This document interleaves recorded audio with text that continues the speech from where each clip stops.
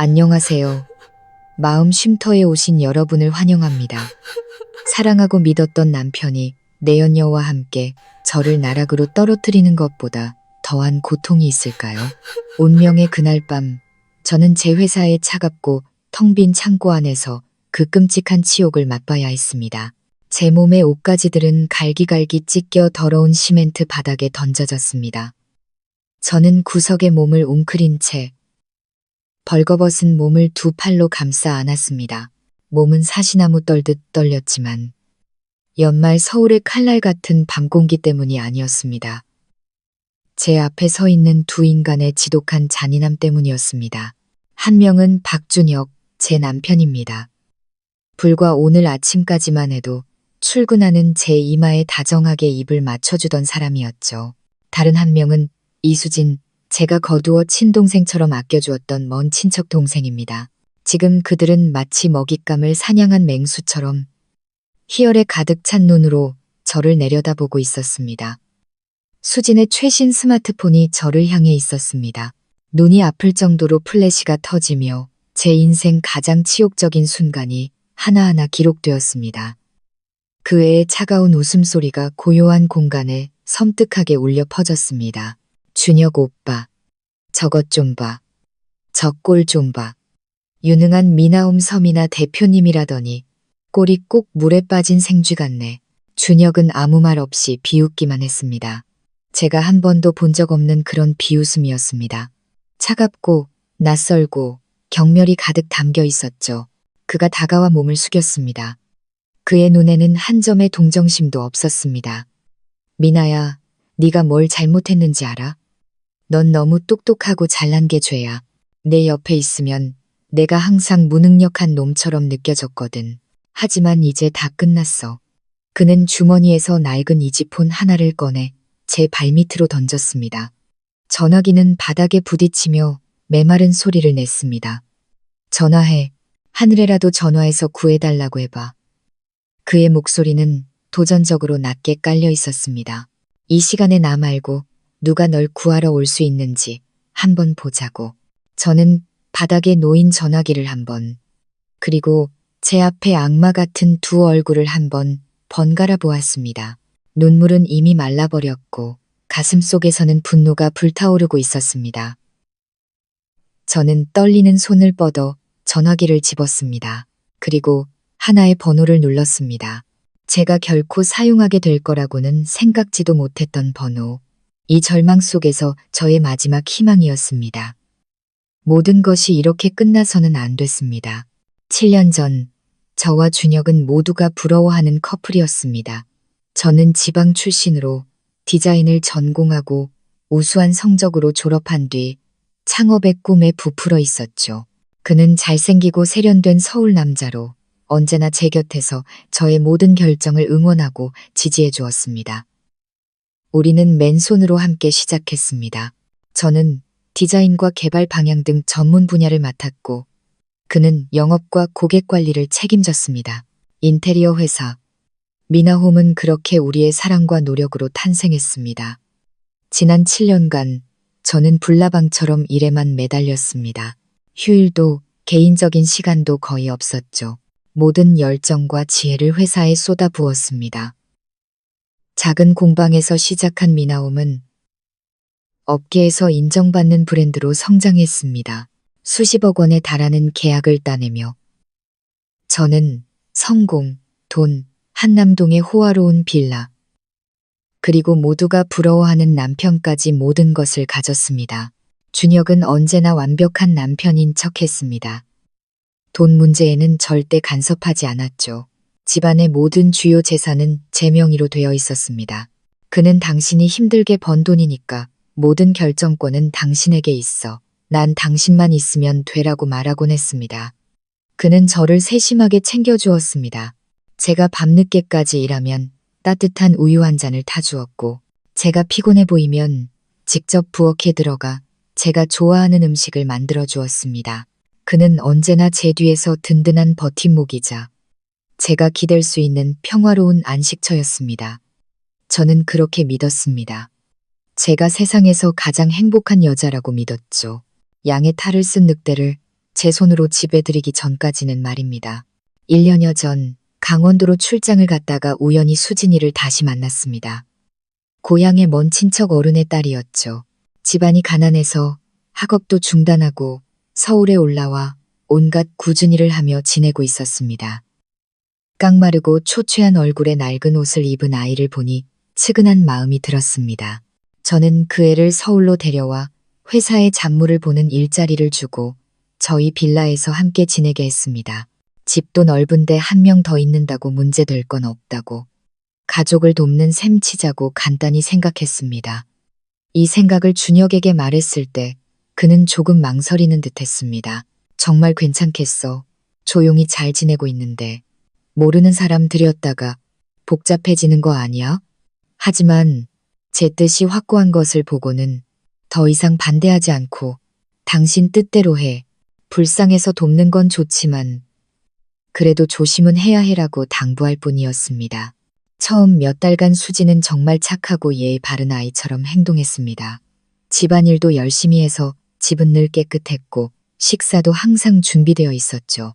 저에게는 공손했고 형부인 준혁에게는 적절한 거리를 두었습니다.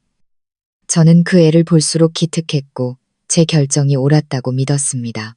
저는 그 애를 학원에 보내 기술을 배우게 하고 새 옷도 사주며 친동생처럼 대했습니다. 저는 그 가련한 모습 뒤에 모든 것을 몰래 관찰하는 눈과 치밀한 계산, 그리고 하루가 다르게 자라나는 지독한 질투심이 숨어 있다는 것을 전혀 눈치채지 못했습니다.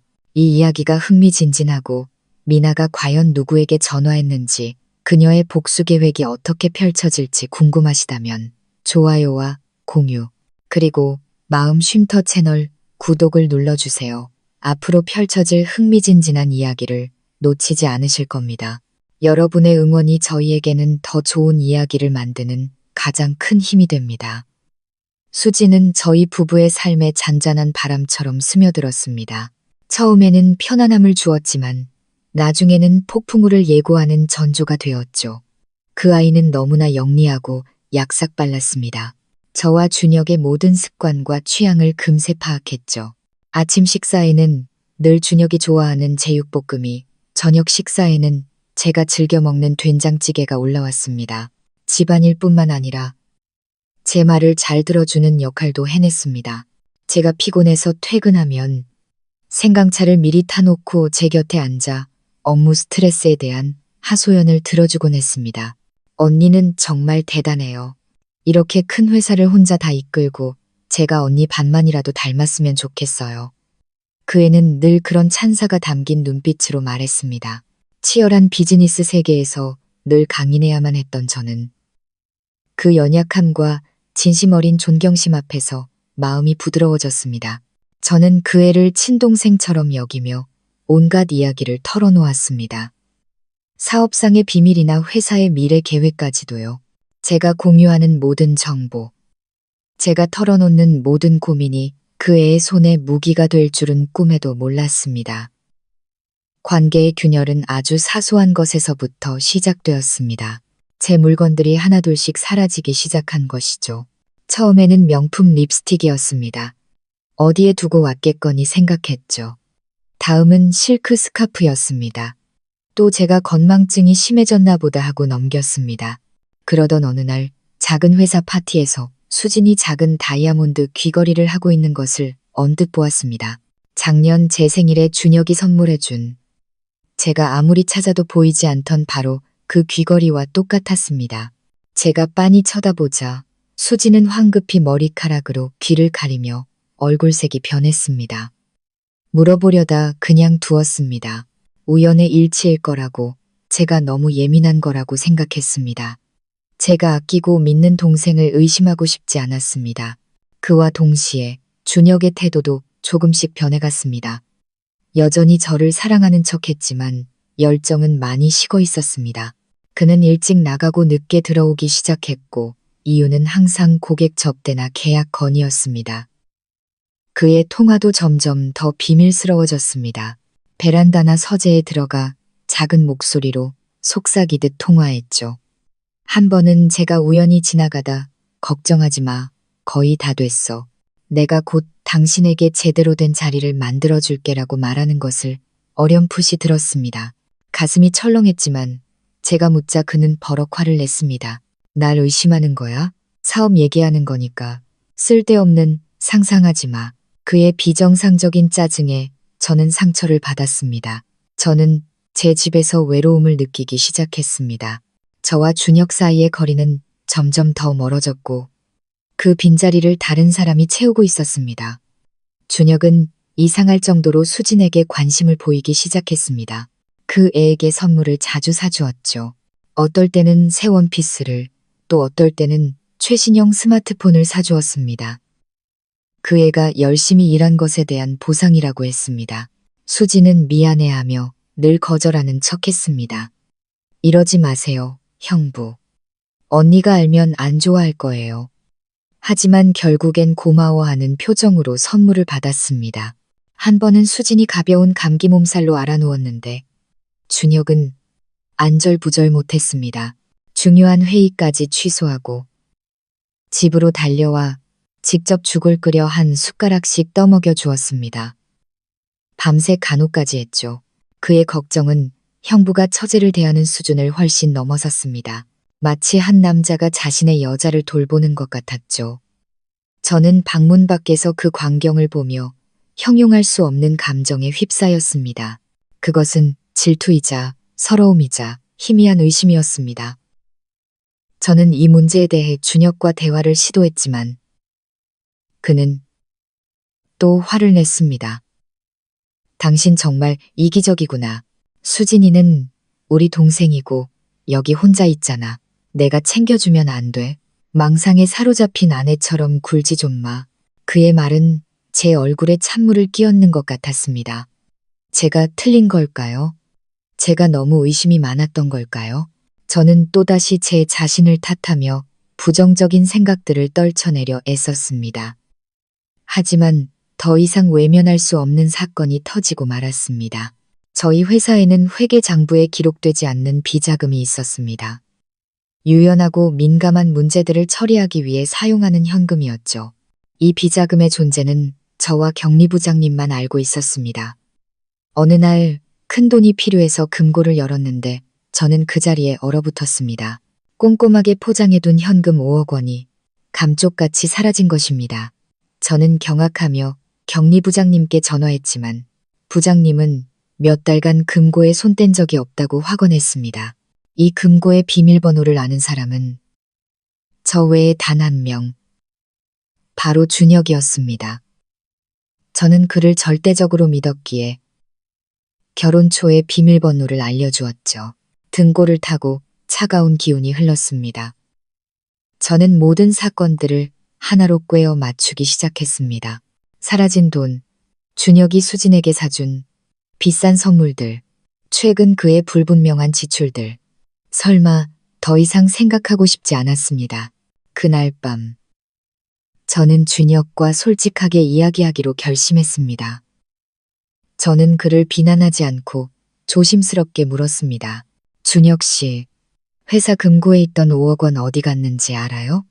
준혁은 움찔하며 얼굴색이 변했지만 금세 평정을 되찾았습니다.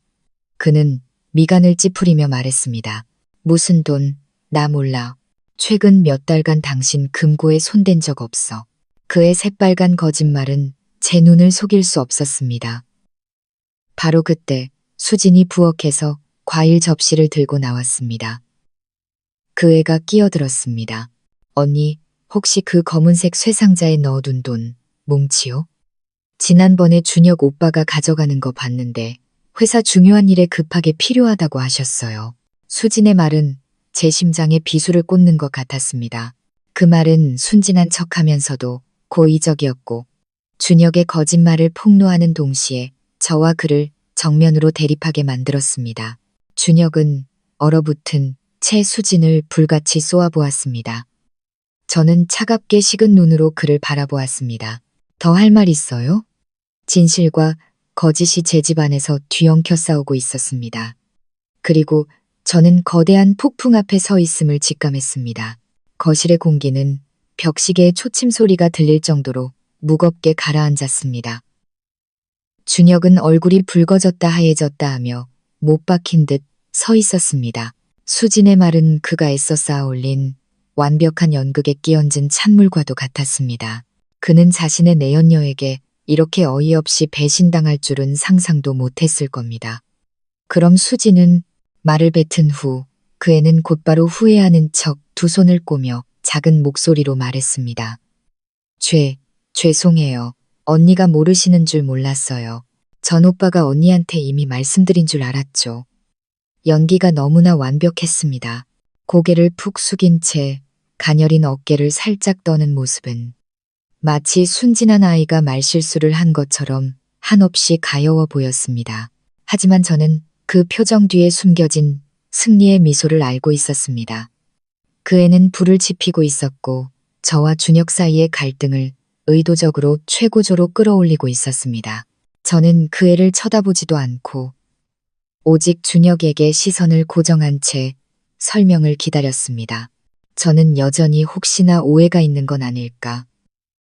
그가 정말 회사 일을 위해 그 돈을 쓴 건 아닐까 하는 신락 같은 희망을 품고 있었습니다. 하지만 그 희망은 그에 의해 무참히 짓밟혔습니다. 몇 초간의 침묵 끝에 준혁은 평정을 되찾은 듯 했습니다. 그는 심호흡을 한 번 하더니 저를 향해 돌아섰습니다. 하지만 그의 태도는 뉘우침이 아니라 숨기지 않는 분노였습니다. 그래, 내가 가졌어. 그의 목소리는 날카로워졌습니다. 큰 사업건 때문에 급전이 필요했어. 일이 잘 해결되고 수익이 나면 당신한테 말하려고 했는데 당신이 이렇게 소란을 피울 줄은 몰랐네. 그렇게 날 못 믿어. 미나야. 그의 말에 저는 할 말을 잃었습니다. 그는 사실을 인정했을 뿐만 아니라 오히려 저를 탓하고 있었습니다. 자신의 비겁한 행동을 회사를 위한 정당한 행위로 둔갑시키고 저의 걱정을 근거 없는 의심으로 몰아갔습니다. 큰 사업건이라고요? 왜 저랑 한마디 상의도 안 했어요? 저는 목소리가 떨리지 않도록 애썼습니다. 내가 당신 남편이고 이 회사 부사장인데 뭐든 당신한테 보고해야 해. 준혁은 목소리를 높였습니다. 그의 분노는 점점 더 노골적으로 드러났습니다. 당신을 놀라게 해주고 싶었을 뿐이야. 당신은 항상 일밖에 모르잖아. 언제 나한테 진심으로 믿고 큰일을 맡긴 적 있어? 당신을 못 믿는 게 아니에요. 저는 목이 메었습니다. 당신의 방식이 문제인 거죠. 그렇게 큰 돈을 저한테 한마디 말도 없이 몰래 가져갔잖아요. 준혁 씨, 그건 회사 돈이고 제 피와 땀이에요. 우리의 말다툼은 점점 더 커졌습니다. 결혼 7년 만에 처음으로 이렇게 큰 소리를 내며 싸웠습니다. 수지는 옆에 서서 가끔씩 언니, 형부 너무 나무라지 마세요. 다 회사를 위해서 그런 거잖아요. 맞아요, 언니. 형부 요즘 정말 힘들어 보였어요. 항상 회사 걱정뿐이셨다고요. 와 같은 말들로 불에 기름을 부었습니다. 그들은 완벽하게 한 편이 되어 저를 이기적이고 속 좁으며 남편을 이해하지 못하는 아내로 몰아갔습니다. 결국 저는 더 이상 참지 못하고 소리쳤습니다. 됐어. 더 이상 듣고 싶지 않아. 저는 몸을 돌려 방으로 올라가 문을 쾅 닫아버렸습니다. 침대에 쓰러져 소리 없이 눈물을 흘렸습니다. 제 믿음은 너무나 큰 균열이 생겨버렸습니다. 제가 사랑했던 남편의 모습은 더 이상 찾아볼 수 없었습니다. 그날 밤 준혁은 침실에 들어오지 않았습니다. 저를 방해하고 싶지 않다며 서재에서 자겠다고 했습니다. 저는 그것이 핑계라는 것을 알았습니다. 그는 저를 피하고 있었습니다. 그날의 다툼 이후 저와 준혁 사이에는 차갑고 보이지 않는 벽이 세워졌습니다. 우리는 거의 대화를 나누지 않았고 집안의 공기는 숨막힐 듯 무거워졌습니다.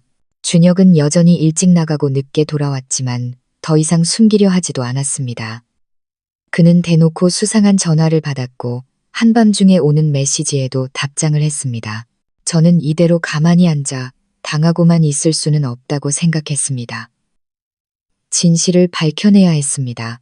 그가 말한 큰 사업건이 무엇인지, 그리고 더 중요하게는 그의 전화기 속 여자가 누구인지를 알아내야 했습니다. 저는 더 이상 정면으로 부딪히지 않기로 했습니다. 조용히 움직이기로 했죠. 친구를 통해 알게 된 신뢰할 수 있는 흥신소에 연락했습니다. 그들에게 준혁의 사진과 차량 번호, 그리고 그의 일정을 제공했습니다. 저의 요구는 단 하나였습니다. 24시간 그를 미행하고 그가 가는 모든 곳과 만나는 모든 사람을 기록해달라는 것이었죠. 저는 빼도 박도 못할 증거를 원했습니다. 그 후 며칠은 제 인생에서 가장 긴 시간이었습니다. 저는 평소처럼 회사에 출근하고 아무렇지 않은 척했지만 마음은 늘 불타는 듯 초조했습니다. 휴대폰이 울릴 때마다 심장이 철렁 내려앉았고 결과를 기다리면서도 두려웠습니다. 그 사이 집에서 수지는 점점 더 아나무인이 되어갔습니다. 더 이상 착한 동생인 척 연기하지 않았죠. 제 앞에서 노골적으로 준혁과 친밀한 모습을 보이기 시작했습니다. 자연스럽게 그의 팔짱을 끼고 음식을 집어달라며 애교를 부렸습니다. 준혁도 피하지 않고 오히려 즐기는 듯 했습니다. 그들은 저를 없는 사람 취급하며 제 집에서 애정 행각을 벌였습니다. 그리고 운명의 그날이 왔습니다. 그날 오후 파트너와 회의를 하던 중 흥신소로부터 이메일 한 통을 받았습니다. 제목은 단 한 단어, 결과였습니다. 심장이 멎는 것 같았습니다. 저는 서둘러 파트너에게 양해를 구하고 화장실로 달려가 문을 잠갔습니다. 떨리는 손으로 이메일을 열었습니다. 안에는 잔인할 정도로 선명한 사진들이 가득했습니다. 첫 번째 사진, 준혁과 수진이 고급 레스토랑에서 손을 잡고 나오는 모습. 두 번째 사진, 영화관에서 즐겁게 웃고 있는 모습. 그리고 마지막으로 제 심장을 완전히 무너뜨린 사진은 강남의 한 호텔 앞에서 두 사람이 열정적으로 키스하는 장면이었습니다. 그 비밀스러운 여자는 낯선 사람이 아니었습니다. 그의 큰 사업건은 바로 제가 거두어준 그 친척 동생이었던 것입니다. 저는 화장실에서 망연자실 서 있었습니다. 손에서 휴대폰이 미끄러져 바닥에 떨어졌습니다. 머릿속이 하얗게 비었습니다. 제가 믿고 사랑하고 쌓아 올렸던 모든 것이 한순간에 무너져 내렸습니다. 너무 큰 고통에 눈물조차 나오지 않았고 속에서 메스꺼움만 치밀어 올랐습니다. 저는 남편에게 배신당했을 뿐만 아니라 친동생처럼 여겼던 사람에게 등 뒤에서 칼을 맞은 것입니다. 하지만 그게 최악은 아니었습니다. 이메일에는 녹음 파일도 첨부되어 있었습니다. 저는 이어폰을 끼고 재생 버튼을 눌렀습니다. 준혁과 수진의 익숙한 목소리가 흘러나왔지만 그들이 내뱉는 말은 뱀의 독보다 더 지독했습니다. 준혁 오빠, 우리 언제쯤 공개할 수 있어? 나 이제 동생 노릇하는 거 지긋지긋해. 수진의 교태 섞인 목소리였습니다. 거의 다 됐어, 자기야. 조금만 더 참아. 내가 적당한 시기를 보고 있어. 그 옆편네 날 철석같이 믿고 있으니까. 회사 경영위임장에 서명하라고 잘 구슬리기만 하면 모든 게 우리 차지가 될 거야. 하지만 언니가 의심하기 시작한 것 같던데. 의심하면 어쩔 건데. 증거도 없잖아. 그냥 의심하게 냅둬. 진실을 알게 됐을 땐 이미 너무 늦었을 테니까. 그때가 되면 우리한테 무릎 꿇고 빌게 될걸. 그들의 잔인한 웃음소리가 이어폰을 통해 울렸습니다. 저는 녹음을 껐습니다. 분노로 온몸이 떨렸습니다. 그들의 음모는 단순한 불륜이 아니었습니다. 그들은 제 모든 것을 빼앗으려 하고 있었습니다.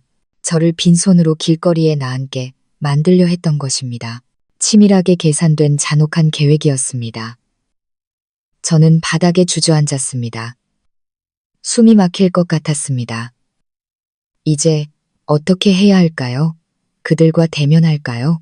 그래봤자 발뺌과 모욕만 당할 뿐이었습니다. 안 돼. 그렇게 어리석게 행동할 수는 없어.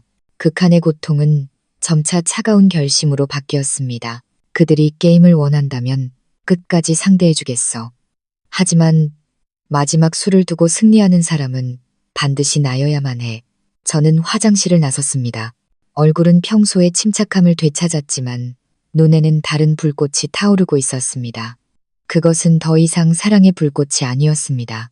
증오와 복수에 대한 결의의 불꽃이었습니다. 회의실로 돌아가 파트너에게 사과하고 서둘러 회의를 마쳤습니다.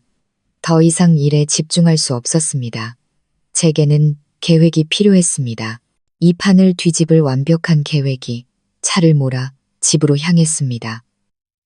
화려하고 웅장했던 빌라는 이제 제 눈에 거짓된 결혼 생활 속에 저를 가두는 금빛 세장과 다름없었습니다.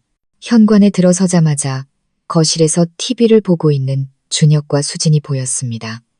제가 온 것을 보고 수진은 황급히 일어나 제게 달려와 가방을 받았습니다. 언니, 오셨어요. 피곤하시죠?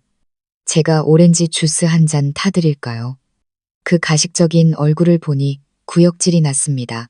준혁도 돌아보며 거짓된 미소를 지었습니다. 왔어. 회의는 잘 끝났고 오늘 밤에 당신이 좋아하는 일식당 예약해뒀어. 지난번 일은 내가 사과할게. 그는 저를 달래려 하고 있었습니다. 식사 한 끼, 달콤한 말 몇 마디면 제 안의 모든 의심을 지울 수 있다고 생각하는 모양이었습니다. 하지만 그는 틀렸습니다. 순진했던 서민아는 이미 죽었습니다. 지금 그의 앞에 서 있는 사람은 다른 사람이었습니다. 좀 피곤해서 어디 가고 싶지 않아요. 저는 차갑게 대답하고 수진을 지나쳐 곧장 방으로 올라갔습니다. 등 뒤에서 수진이 속삭이는 소리가 들렸습니다. 오빠, 언니 아직도 화가 난 것 같아. 내가 올라가서 얘기 좀 해볼까? 됐어, 냅둬. 여자들이란 원래 좀 달래주면 금방 마음 풀리니까. 준혁의 목소리에는 자신감이 가득했습니다. 저는 방문을 잠그고 침대에 몸을 던졌습니다. 생각을 해야 했습니다. 그들의 불륜과 재산 탈취 음모에 대한 증거는 손에 넣었습니다. 하지만 그것으로 충분할까요? 지금 모든 것을 터뜨리면 이혼하고 재산은 지킬 수 있겠지만 그들에게는 너무 쉬운 결말이었습니다. 그들은 저를 모욕하고 제 사랑과 믿음을 짓밟았습니다. 그들을 그렇게 쉽게 보내줄 수는 없었습니다. 저는 그들이 더 비싼 대가를 치르길 바랐습니다. 훨씬 더 비싼 대가를. 저는 그들이 저에게 하려 했던 것처럼 모욕당하고 모든 것을 잃는 기분을 맛보게 해주고 싶었습니다. 미친 생각 같았지만 아주 매력적인 아이디어가 머릿속에 떠올랐습니다. 당장 그들의 정체를 밝히지 않을 것이다. 남편의 달콤한 말에 서서히 마음이 풀리는 순진한 아내 역할을 계속할 것이다. 그들이 스스로 파놓은 함정에 더 깊이 빠지도록 내버려 둘 것이다. 저는 기다릴 것입니다. 가장 완벽한 시기에 결정적인 한 방을 날리기 위해 그들이 다시는 일어설 수 없게 만들 치명적인 한 방을. 그 결심과 함께 저는 저만의 연극을 시작했습니다. 그날 밤 저는 섹시한 슬립을 입고 머리를 단정하게 빗은 채 아래층으로 내려갔습니다. TV를 보고 있는 준혁의 곁으로 다가가 뒤에서 그의 목을 감싸 안고 애교 섞인 목소리로 말했습니다. 미안해요. 아까는 내가 잘못했어요. 나한테 화내지 마요. 네. 준혁은 제 변화에 조금 놀란 듯 했지만 이내 기쁜 표정을 지었습니다. 그는 저를 무릎에 앉히며 말했습니다. 그럴 줄 알았어. 우리 와이프가 어떻게 나한테 오래 화를 내겠어. 맞은편 소파에 앉아있던 수지는 그 광경을 보고 얼굴이 굳어졌습니다. 저는 일부러 그 애를 흘끗 쳐다보았습니다. 그 눈빛에는 도전과 연민이 섞여 있었습니다. 이 게임에서 넌 내 상대가 안 돼, 얘야. 그 후 며칠 동안 저는 관계를 회복하려는 아내 역할을 완벽하게 소화했습니다. 다시 부엌에 들어가 준혁이 좋아하는 음식을 만들고 먼저 말을 걸고 웃어주었습니다. 준혁은 제가 완전히 자신을 다시 믿게 되었다고 생각했는지 점점 더 경계심을 풀었습니다. 더 이상 몰래 통화하지 않았고 심지어 한 번은 서재문을 닫는 것을 잊은 채 수진과 애정 어린 통화를 하기도 했습니다. 저는 밖에서 모든 것을 똑똑히 들었지만 아무것도 모르는 척해야 했습니다. 그러는 동안 저는 조용히 추가 증거를 수집했습니다. 준혁의 서재, 즉 그와 수진이 몰래 만나곤 하는 장소에 초소형 카메라를 비밀리에 설치했습니다. 그의 컴퓨터에도 추적 프로그램을 깔아두었죠. 그들의 모든 이메일, 메시지, 계획이 제 손안에 있었습니다. 그리고 운명의 그날 밤이 왔습니다. 그날은 비가 억수같이 쏟아지는 밤이었습니다. 마치 제가 회사를 한 단계 도약시킨 큰 계약을 따냈던 그날 밤처럼요. 준혁은 회사에 긴급한 문제가 생겨 가봐야 한다고 했습니다. 저는 그가 거짓말을 하고 있다는 것을 추적 카메라를 통해 알고 있었습니다. 그와 수진이 회사의 낡은 창고, 즉 그들의 비밀 데이트 장소에 있다는 것을 알았죠. 그들이 무언가 계획을 꾸미고 있다는 것도요. 저는 준혁에게 말했습니다. 나도 같이 가요. 나도 회사 걱정되니까. 준혁은 처음에는 거절했지만 제가 계속 조르자 제가 있어도 별 문제 없을 거라 생각하고는 동의했습니다. 그는 그 결정이 자신과 내연녀를 제가 파놓은 마지막 덫으로 이끌게 될 줄은 꿈에도 몰랐을 겁니다. 우리가 창고에 도착했을 때 수지는 이미 그곳에 있었습니다. 제가 준혁과 함께 있는 것을 보고 조금 놀란 듯 했지만 이내 가식적인 미소로 감정을 숨겼습니다. 언니도 오셨어요? 아이 참, 이런 작은 일은 오빠가 알아서 할 텐데 언니까지 힘들게 왜 오셨어요? 괜찮아. 나도 어떻게 된 건지 보고 싶어서. 저는 대답하며 어둡고 눅눅한 창고를 훑어보았습니다. 바로 그때 준혁이 갑자기 창고 문을 쾅 닫았습니다. 문 잠그는 소리가 건조하게 울렸습니다. 돌아보니 준혁과 수진이 저를 향해 다가오고 있었습니다. 그들의 얼굴에는 더 이상 가식적인 미소가 아닌 승리감과 잔인함이 어려 있었습니다. 미나야, 이제 연극은 끝났어. 준혁이 얼음장처럼 차가운 목소리로 말했습니다. 저는 겁에 질린 척했습니다. 무슨 말이에요? 왜 문을 잠가요? 수진이 잔인한 미소를 지으며 비웃었습니다. 아직도 순진한 척하는 거예요? 언니가 모든 걸 알고 있다는 걸 우리가 모를 줄 알았어요? 서재에 설치한 그 카메라는 진작에 발견했다고요. 저는 얼어붙었습니다. 그들이 알고 있었다니. 그렇다면 왜? 놀랐어. 준혁이 비웃었습니다.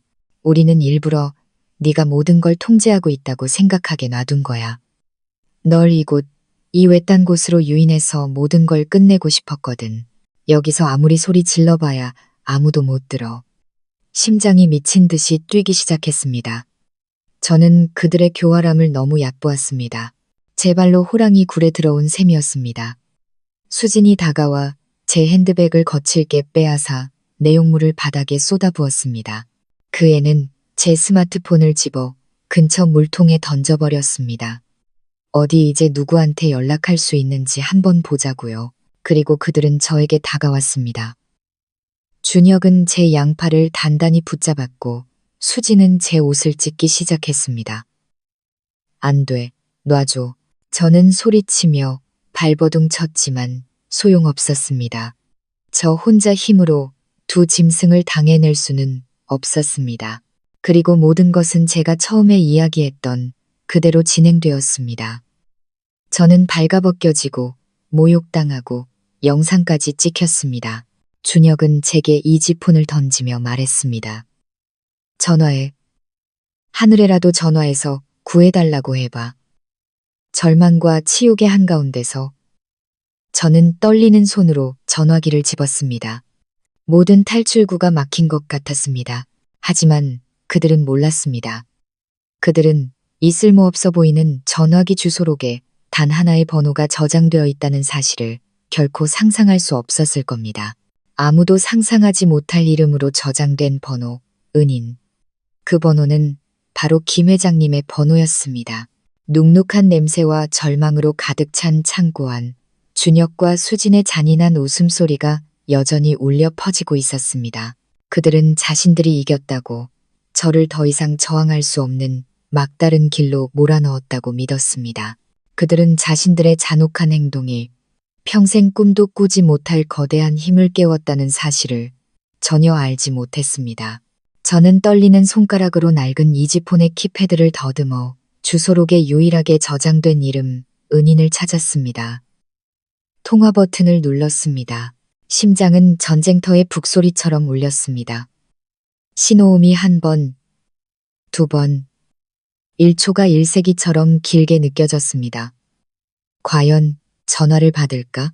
이 마지막 희망마저 꺼져버리는 건 아닐까? 그때 수화기 너머로 깊고 권위 있는 여성의 목소리가 어둠과 혼란을 뚫고 들려왔습니다. 여보세요. 너무나도 익숙해서 가슴이 뭉클해지는 목소리였습니다. 그분은 바로 대성그룹의 김서연 회장님. 제가 평생 단 한 번 뵐 기회가 있었던 제게의 전설적인 여장부였습니다. 저 서미나입니다. 저는 공포와 추위에 갈라지는 목소리로 겨우 말했습니다. 도움이 필요해요. 미나 씨. 수화기 너머에서 잠시 놀란 기색이 스쳤지만 이내 목소리는 다급해졌습니다. 지금 어디예요?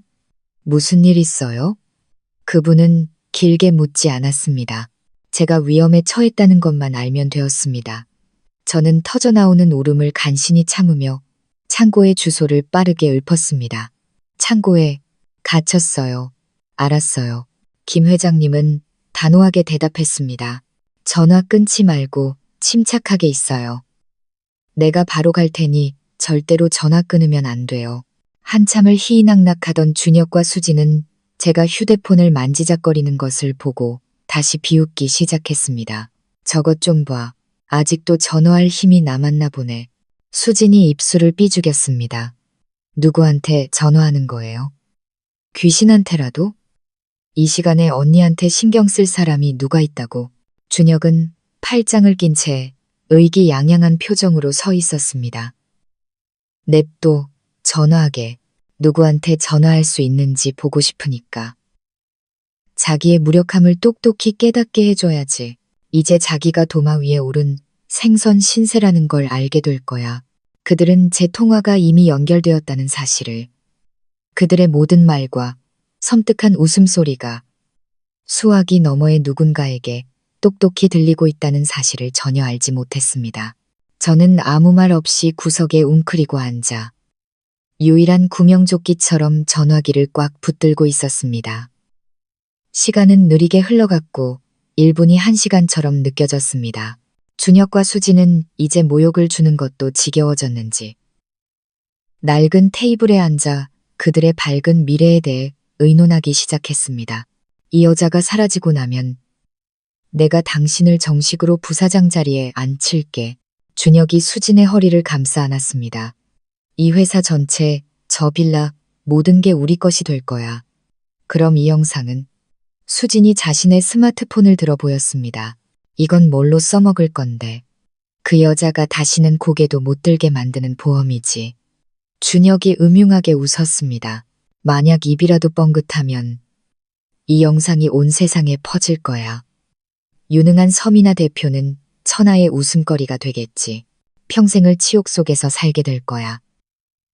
그들은 제 인생을 완전히 파괴할 계획을 세우고 있었지만 그 계획이 곧 물거품이 될 것이라는 사실은 알지 못했습니다. 약 20분 후 창고 밖에서 갑자기 여러 대의 차가 급정거하는 소리가 들렸고 이어서 수많은 사람들의 단호하고 육중한 발걸음 소리가 들려왔습니다. 준혁과 수지는 깜짝 놀라 서로를 쳐다보았습니다. 무슨 소리지?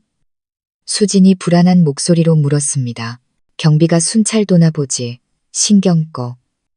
준혁은 애써 태연한 척했지만 목소리에는 이미 불안감이 묻어 있었습니다.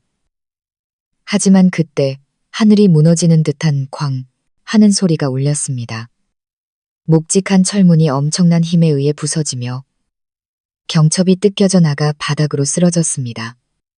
준혁과 수지는 공포에 질려 비명을 질렀습니다. 문 밖에서 검은 정장을 입은 건장하고 냉정한 표정의 남자들이 일제히 들이닥쳤습니다. 그들은 신속하고 전문적으로 움직여 순식간에 준혁과 수진을 포위했습니다. 두 사람은 피 한 방울 없는 얼굴로 무슨 일이 일어나고 있는지 이해하지 못한 채 그 자리에 얼어붙었습니다. 그들 뒤로 한 여성이 걸어 들어왔습니다. 그녀는 정교하게 재단된 흰색 정장을 입고 있었고 머리는 단정하게 올려 묶었으며 위험 있는 얼굴에서는 다른 사람을 압도하는 카리스마가 뿜어져 나왔습니다. 바로 김 회장님이었습니다. 그녀의 날카로운 시선이 준혁과 수진을 훑고 지나가 어두운 구석에 웅크리고 있는 제게 멈췄습니다. 그녀의 눈빛은 즉시 부드러워지며 안타까움과 분노로 가득 찼습니다. 한 여성 경호원이 재빨리 자신의 재킷을 벗어 다가와 제 몸에 덮어주었습니다. 김 회장님은 여전히 멍하니 서 있는 준혁 앞으로 다가갔습니다. 그녀의 목소리는 얼음장처럼 차가웠고 한 글자 한 글자가 또렷하고 단호했습니다. 당신이 서민아 씨, 남편 박준혁 씨. 준혁은 더듬거렸습니다. 누구세요? 왜 이러시는? 내가 누군지는 중요하지 않아. 중요한 건 당신들이 내 조카에게 무슨 짓을 했느냐는 거지. 조카요? 준혁과 수지는 눈을 동그랗게 떴습니다. 김 회장님은 더 이상 말하지 않고 눈짓으로 신호를 보냈습니다. 건장한 경호원 2명이 즉시 다가가 준혁의 팔을 등 뒤로 꺾어 제압했습니다. 다른 경호원은 수진의 손에서 스마트폰을 빼앗았습니다. 당장 삭제해. 김 회장님이 명령하자 경호원은 능숙하게 몇 번의 터치로 제 치욕적인 영상과 사진을 영원히 삭제했습니다. 이럴 순 없어요. 이건 우리 부부 사이의 일이라고요. 준혁이 발버둥 치며 소리쳤습니다. 김 회장님은 경멸이 가득한 미소를 지었습니다. 부부 사이의 일, 당신들이 이런 더러운 수법으로 다른 사람을 해치려고 했을 때 그건 더 이상 부부 사이의 일이 아니게 된 거야. 끌고 가. 경호원들은 준혁과 수진을 질질 끌고 밖으로 나갔습니다. 그들은 계속해서 소리치고 욕설을 퍼부었지만 모두 소용없었습니다. 창고는 다시 침묵에 휩싸였지만 더 이상 죽음 같은 침묵은 아니었습니다. 김 회장님은 제 곁으로 다가와 아무 말 없이 조용히 앉아 저를 품에 안아주었습니다. 그분의 품은 마치 어머니의 품처럼 따뜻하고 든든했습니다. 그 순간 제 모든 강인함이 무너져 내렸습니다. 저는 그분의 품에 얼굴을 묻고 목 놓아 울었습니다. 치욕과 고통, 그리고 구출되었다는 안도감에 눈물이 쉴 새 없이 흘러내렸습니다. 괜찮아, 아가. 이제 내가 여기 있어. 다 끝났어. 그분은 제 등을 가볍게 토닥여 주셨습니다. 그분의 목소리에는 이상하게도 마음을 편안하게 하는 힘이 있었습니다. 저는 구출되었지만 악몽은 아직 끝나지 않았다는 것을 알았습니다. 제 싸움은 이제부터가 진짜 시작이었습니다. 고급 벤틀리 세단은 밤의 어둠을 가르며 지옥 같던 창고를 떠났습니다. 제 인생 최악의 악몽을 뒤로 한 채 저는 뒷좌석에 앉아 여전히 여성 경호원의 재킷을 걸친 채 텅 빈 머리로 멍하니 있었습니다. 김 회장님은 제 옆에 앉아 아무것도 묻지 않고 그저 떨리는 제 손을 조용히 잡아 따뜻한 온기를 전해주었습니다. 차는 이제 혐오감만 느껴지는 한남동 빌라로 가지 않았습니다. 병원으로 가지도 않았습니다. 강남의 부촌을 향해 직진하더니 강변에 홀로 우뚝 솟은 웅장한 대저택 앞에 멈춰 섰습니다. 제 집보다 몇 배는 더 크고 호화로운 곳이었습니다. 여긴 내 집이야. 당분간 여기서 지내. 여긴 절대적으로 안전해. 김 회장님이 따뜻한 목소리로 말했습니다. 저는 넓고 세련된 인테리어의 손님방으로 안내받았습니다. 집사님은 이미 새 옷과 따뜻한 물, 그리고 가벼운 식사를 준비해두고 있었습니다. 샤워를 하고 부드러운 실크 잠옷으로 갈아입으니 오늘 밤의 더러움이 조금은 씻겨나가는 기분이었습니다. 하지만 제 영혼은 여전히 산산조각 나 있었습니다. 김 회장님이 따뜻한 우유 한 잔을 들고 방으로 들어오셨습니다. 제 맞은편 안락 의자에 앉으셨죠. 이제 나한테 모든 걸 이야기해 줄 수 있겠니?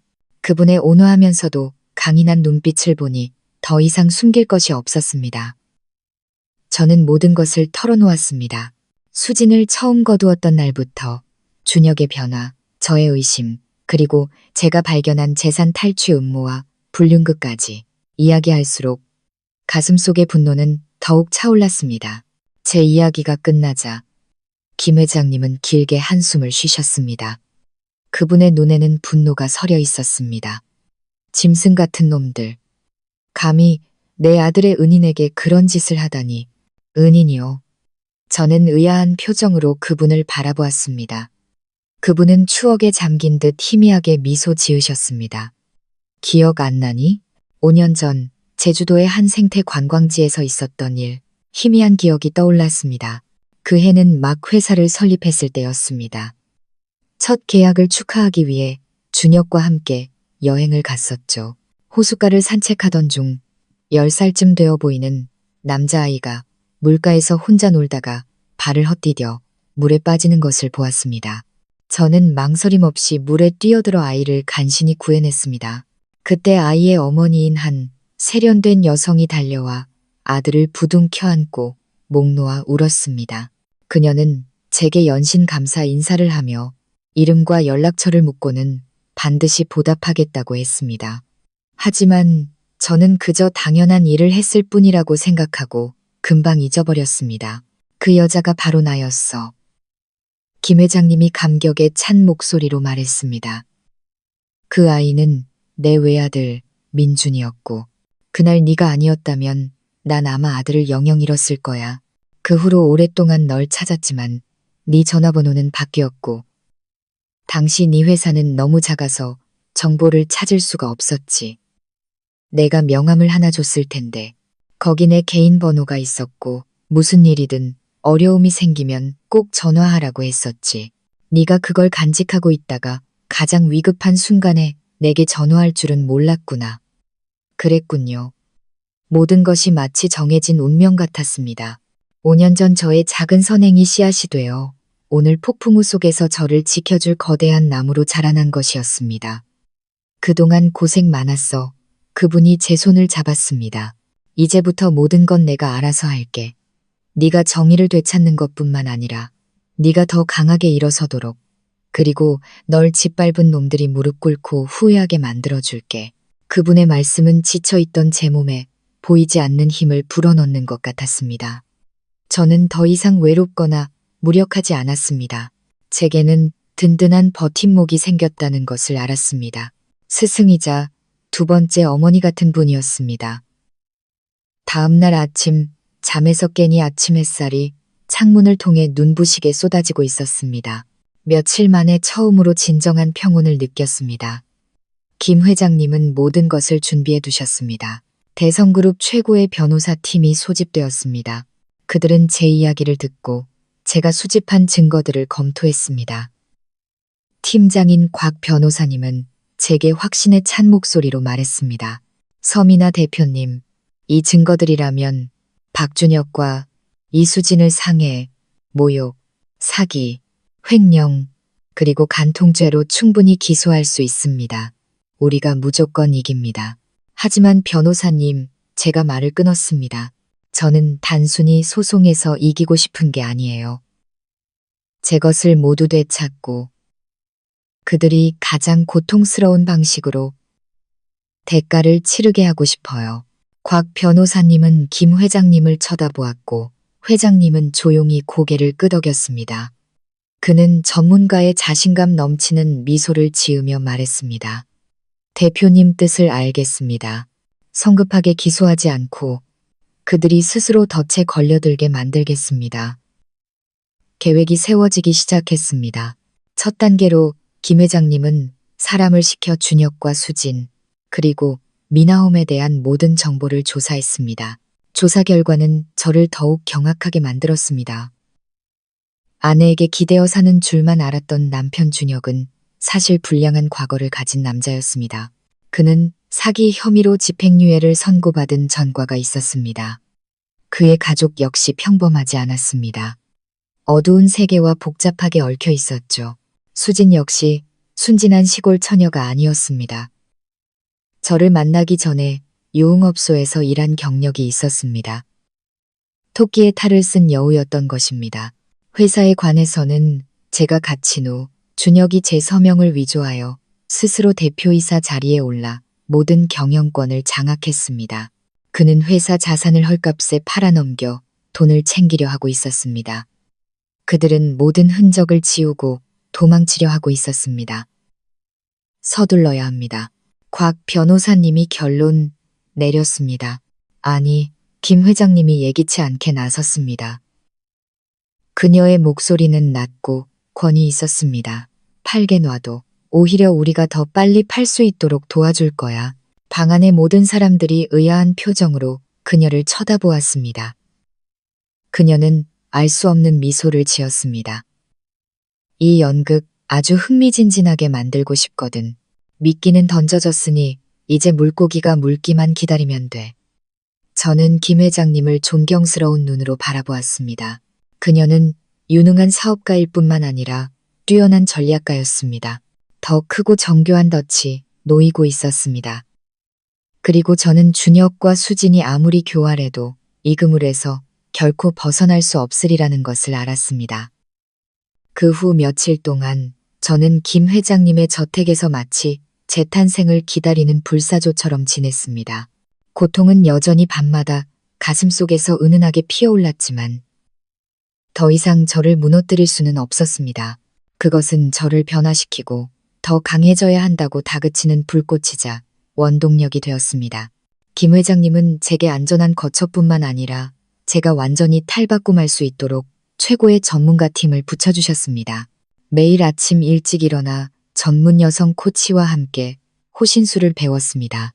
공격하고 방어하고 다시는 수동적인 상황에 놓이지 않는 법을 배웠습니다.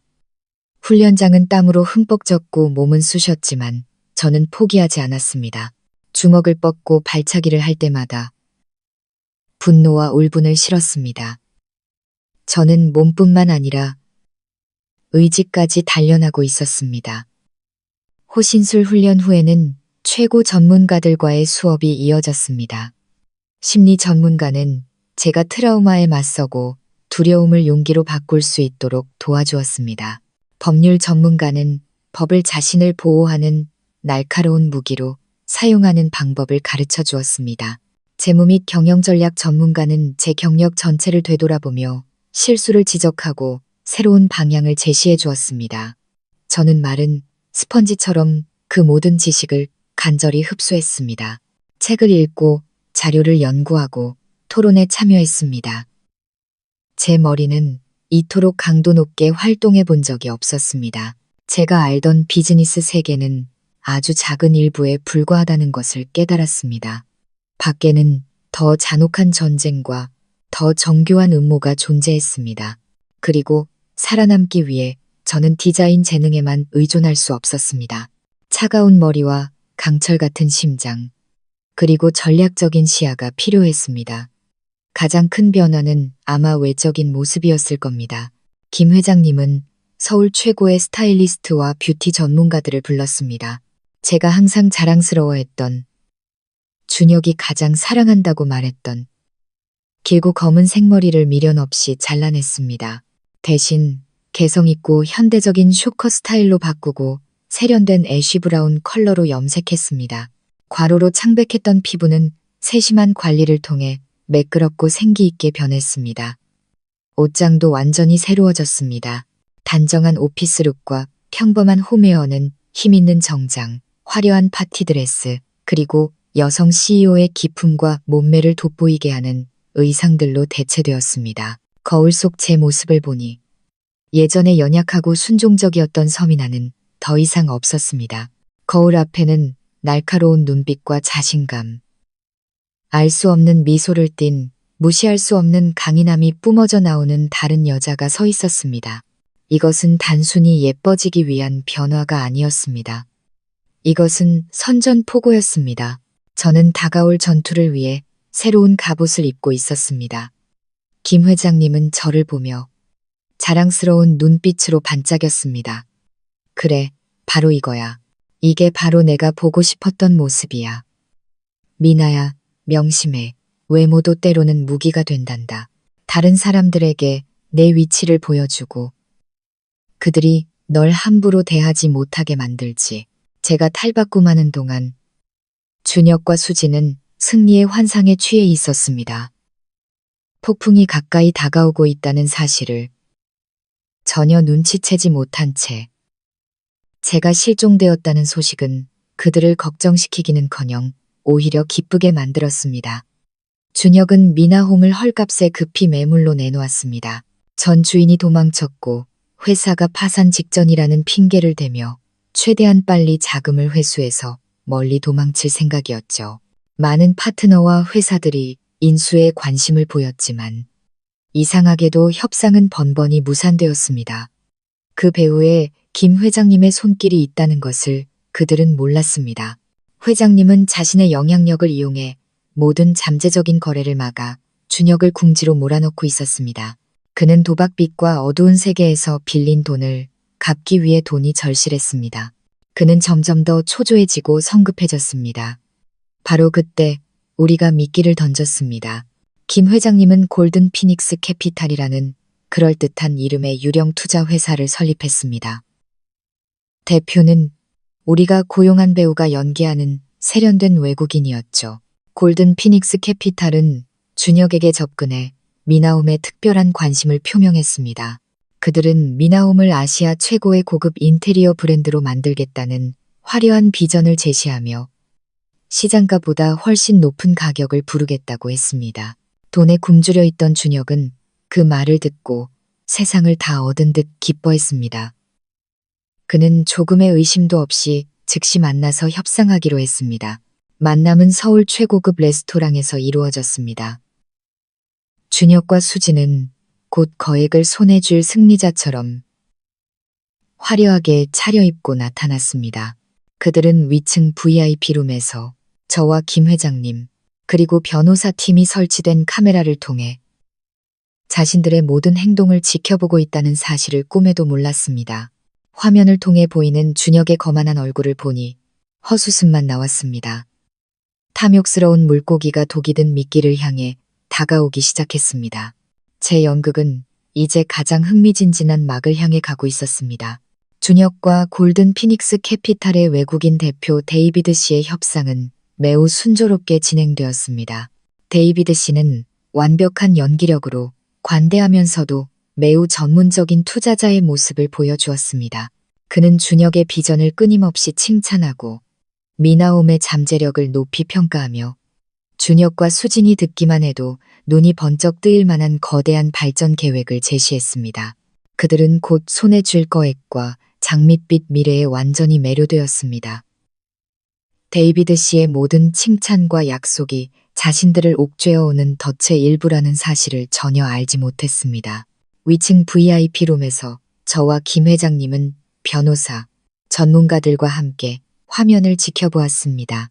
준혁의 모든 말과 표정 하나하나를 철저히 분석했습니다. 그는 자신의 모든 약점, 즉 탐욕과 허영심, 그리고 복잡한 법률 절차에 대한 무지를 드러냈습니다. 저 친구, 여우는 여우인데 아직 어린 여우로군. 김 회장님이 입꼬리를 살짝 올리며 말했습니다. 눈앞에 맛있는 먹이만 보고 덫이 닫히고 있는 건 전혀 눈치채지 못하고 있어. 첫 만남 후 준혁은 골든 피닉스 캐피탈을 완전히 신뢰하게 되었습니다. 그는 최대한 빨리 계약하고 싶어 모든 일을 서둘렀습니다. 바로 그때 우리는 첫 번째 반격을 시작했습니다. 그의 오만함과 자만심을 정면으로 겨냥한 예상치 못한 공격이었죠. 며칠 후 서울제게는 피닉스라이즈라는 새로운 인테리어 브랜드의 등장으로 떠들썩했습니다. 론칭 행사는 5성급 컨벤션 센터에서 성대하게 열렸고 건축계, 부동산 업계의 거물들과 수많은 언론이 참석했습니다. 모두가 이 신비롭지만 막강한 자금력을 가진 신생 브랜드의 배우가 누구인지 궁금해했습니다. 그리고 모두가 기다리던 그 순간 무대 조명이 한 곳에 집중되었을 때 걸어 나온 사람은 노련한 회장님이 아니라 바로 저였습니다. 저는 힘 있는 흰색 정장을 입고 개성 있는 쇼컷 헤어스타일과 세련된 메이크업으로 등장했습니다. 저의 자신감 넘치는 강렬한 아우라에 행사장은 순간 조용해졌다가 이내 놀라움의 웅성거림으로 가득 찼습니다. 모든 카메라가 저를 향했습니다. 피닉스 라이즈 론칭 행사에 오신 여러분을 환영합니다. 제가 마이크를 통해 말했습니다. 제 목소리는 예전의 연약함이나 떨림 없이 또렷하고 단호하게 울려 퍼졌습니다. 피닉스 라이즈는 단순한 인테리어 브랜드가 아닙니다. 이것은 재탄생과 잿더미 속에서 솟아오르는 부활의 상징입니다. 이것은 실패를 딛고 일어서서 자신의 가치를 증명하기 위해 도전에 맞서는 여성들의 이야기입니다. 제 연설은 길지 않았지만 제가 전하고 싶은 모든 메시지를 담고 있었습니다. 저는 준혁이나 미나홈을 직접 언급하지 않았지만 업계 사람들은 모두 제가 누구를 말하는지 이해했습니다. 새로운 신분, 새로운 브랜드, 새로운 아우라로 등장한 제 모습은 준혁의 뺨을 강하게 후려치는 것과 같았습니다. 그는 아마 집에서 TV로 기자회견 생중계를 보며 자신의 눈을 의심하고 있을 것입니다. 실종되고 무너졌다고 생각했던 아내가 이제 영광의 정점에 서서 자신의 가장 직접적이고 위협적인 경쟁 상대가 되었으니 말입니다. 하지만 그게 다가 아니었습니다. 기자회견에서 저는 준혁을 궁지로 몰아넣을 것이 확실한 전략을 발표했습니다. 피닉스 라이즈는 독창적인 디자인과 고급 자재를 사용하면서도 놀라울 정도로 경쟁력 있는 가격의 새로운 컬렉션을 출시할 것입니다. 더 나아가 우리는 이전에 미나홈이 그토록 협력하고 싶어 했지만 번번이 실패했던 유명 건축가 및 디자이너들과 독점적으로 협력할 것입니다. 그리고 마지막 치명타로 저는 피닉스 라이즈가 김 회장님의 대성그룹과 수천억 원 규모의 계약을 공식적으로 체결했다고 발표했습니다. 곧 건설될 고급 리조트 체인의 모든 인테리어를 공급하는 계약이었죠. 이것은 준혁이 그토록 얻으려고 애썼던 바로 그 계약이었습니다. 하지만 이제 그것은 제 손 안에 있었습니다. 저의 화려한 복귀와 피닉스 라이즈의 탄생 소식은 즉시 모든 경제신문의 일면을 장식했습니다. 인테리어 업계 관련 기업들의 주가는 소폭 변동했습니다. 미나홈의 파트너와 공급업체들은 동요하기 시작했습니다. 그들은 새로운 별이 떠오르고 낡은 제국이 무너질 위기에 처한 것을 보았습니다. 준혁에게 전화가 빗발치기 시작했습니다.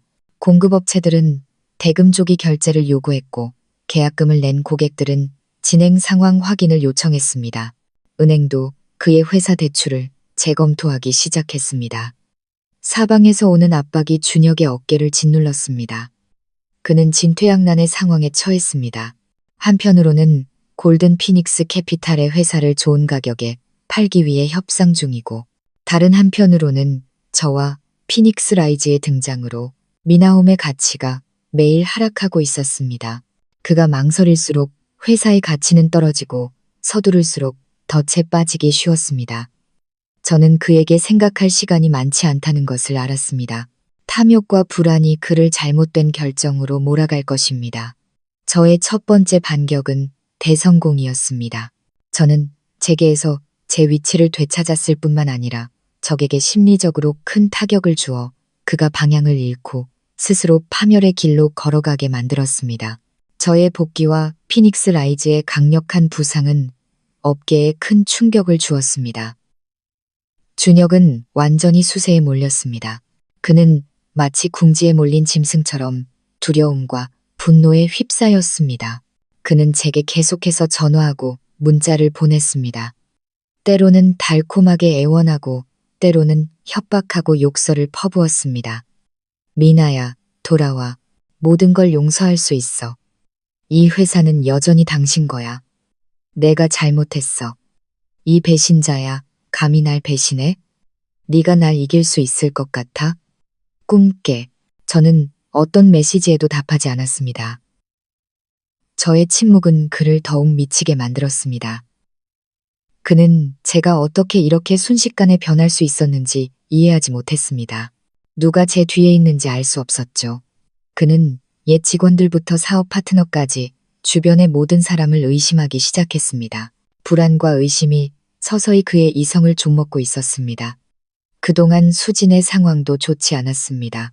준혁이 점점 몰락하는 것을 보고 꿈에 그리던 부유한 미래가 물거품이 될 위기에 처하자 그녀는 태도를 바꾸기 시작했습니다. 그들 사이의 말다툼은 더욱 잦아졌습니다. 사업을 어떻게 하는 거야? 왜 그 여자가 판을 뒤집게 놔둬? 나한테 행복한 삶을 약속했잖아. 시끄러워. 다 너 때문이야. 네가 부추기지 않았으면 이렇게까지 되진 않았어. 탐욕과 기만으로 맺어진 그들의 악마적 동맹은 이제 내부에서부터 균열이 생기기 시작했습니다. 경쟁자인 저, 채권자들, 그리고 내연녀로부터 오는 사방의 압박은 준혁을 붕괴 직전으로 몰아갔습니다. 그에게는 유일한 구명줄인 골든 피닉스 캐피탈에 매달리는 것 외에 다른 선택지가 없었습니다. 그는 서둘러 데이비드 씨에게 다시 연락하여 처음보다 불리한 조건까지 모두 수용하며 최대한 빨리 회사를 팔고 싶어 했습니다. 바로 그때 우리가 마지막 덫을 놓았습니다. 매매 계약서는 김 회장님의 변호사팀이 작성했으며 매우 복잡하고 정교한 법률 조항들이 숨겨져 있었습니다. 겉보기에는 평범한 매매 계약서였습니다. 골든 피닉스 캐피탈이 미나홈의 지분 100%를 500억 원에 인수한다는 내용이었죠. 당시 회사 가치에 비하면 여전히 매우 좋은 조건이었습니다. 하지만 계약서에는 이해하기 어려운 법률 용어로 쓰인 작은 조항이 있었습니다. 매도인 준혁은 최근 5년간 회사의 모든 회계장부와 재무거래의 투명성 및 합법성에 대해 전적으로 보증하고 책임진다는 내용이었습니다. 만약 어떠한 사기, 탈세 또는 위법 행위가 발견될 경우 매수인은 계약을 파기하고 잔금 지급을 거부할 수 있으며 동시에 매도인에게 국가기관의 벌금을 포함한 모든 손해배상을 청구할 수 있다는 조항이었습니다. 머릿속이 복잡하고 법률 지식이 부족했던 준혁은 이 조항의 위험성을 전혀 인지하지 못했습니다. 그는 눈앞에 500억 원만 보았고 망설임 없이 계약서에 서명했습니다. 계약 당일 준혁과 수지는 다시 한번 축배를 들었습니다. 고급 레스토랑에서 성대한 파티를 열었죠. 그들은 위기를 벗어났다고 곧 거액을 손에 쥐고 먼 곳에서 새로운 삶을 시작할 수 있다고 생각했습니다. 그들은 계약서의 한 준혁의 서명이 그의 사업과 자유에 대한 사형 선고서가 될 줄은 꿈에도 몰랐습니다. 계약이 체결되고 첫 계약금이 준혁의 계좌로 입금되자마자 골든 피닉스 캐피탈, 즉 우리는 행동을 개시했습니다. 전문 회계감사팀이 장부 인계를 위해 미나홈 본사로 파견되었습니다. 이것은 인수합병 과정에서 완전히 합법적이고 필수적인 절차였습니다. 제 지휘 아래 감사팀은 회사의 재무 시스템에서 수많은 심각한 위반 사항들을 신속하게 발견했습니다. 가짜 계약서, 허위 세금 계산서, 의심스러운 거래 내역 등 모든 것이 빛을 보게 되었습니다. 그리고 가장 심각한 것은 회사가 수년 동안 막대한 규모의 법인세를 탈세했다는 증거였습니다. 모든 내용은 수백 페이지에 달하는 상세한 감사 보고서에 증거 자료와 함께 꼼꼼하게 기록되었습니다. 즉시 골든 피닉스 캐피탈의 변호사는 준혁에게 계약 위반을 통보하는 공식 문서를 보냈습니다. 그가 서명한 조항에 근거하여 우리는 잔금 지급을 잠정 중단하고 위반 사항에 대한 해명을 요구했습니다. 동시에 감사보고서, 사본과 범죄고발장이 경찰청 중대범죄수사과와 국세청으로 바로 발송되었습니다. 덫은 닫혔고 법의 그물은 공식적으로 그를 옥죄기 시작했습니다. 준혁은 골든 피닉스 캐피탈의 통보서와 경찰의 출석 요구서를 거의 동시에 받았습니다. 그는 망연자실했습니다. 모든 일이 이렇게 빠르고 잔혹하게 진행될 줄은 상상도 못했습니다. 그는 제 손으로 자신의 모든 범죄 증거를 적에게 넘겨준 셈이었습니다. 그는 데이비드 씨에게 전화했지만 끝없는 통화 연결음만 들릴 뿐이었습니다. 그는 그제야 골든 피닉스 캐피탈이 유령 회사였다는 것을 깨달았습니다. 그는 속았습니다. 화려하고도 뼈아픈 사기극에 그는 자신이 버린 아내에게 자신의 회사와 미래를 헐값에 팔아넘긴 것이었습니다. 박준혁의 악몽은 이제 막 시작되었습니다. 그가 탈세와 경제 사기 혐의로 경찰 조사를 받게 되었다는 소식이 퍼지자 그의 주변 세계는 걷잡을 수 없는 속도로 무너지기 시작했습니다. 은행은 즉시 그와 미나홈의 모든 계좌를 동결했습니다. 골든 피닉스 캐피탈로부터 받은 100억 원의 계약금은 손도 대보기 전에 묶여버렸습니다. 그가 호화로운 생활과 도박을 위해 고리로 돈을 빌렸던 사채업자들이 빚을 독촉하기 시작했습니다. 그들은 더 이상 참지 않았습니다. 전화를 걸어 협박하고 그가 임시로 머물던 오피스텔 앞으로 사람들을 보내 행패를 부렸습니다. 심지어 고향에 있는 그의 가족에게 알리겠다고 협박했습니다. 준혁은 극심한 공포 속에서 살았습니다. 집 밖으로 나가지도 전화를 받지도 못했습니다. 번듯한 사업가였던 그는 이제 자신의 굴 속에 숨어 지내는 생쥐 신세가 되었습니다.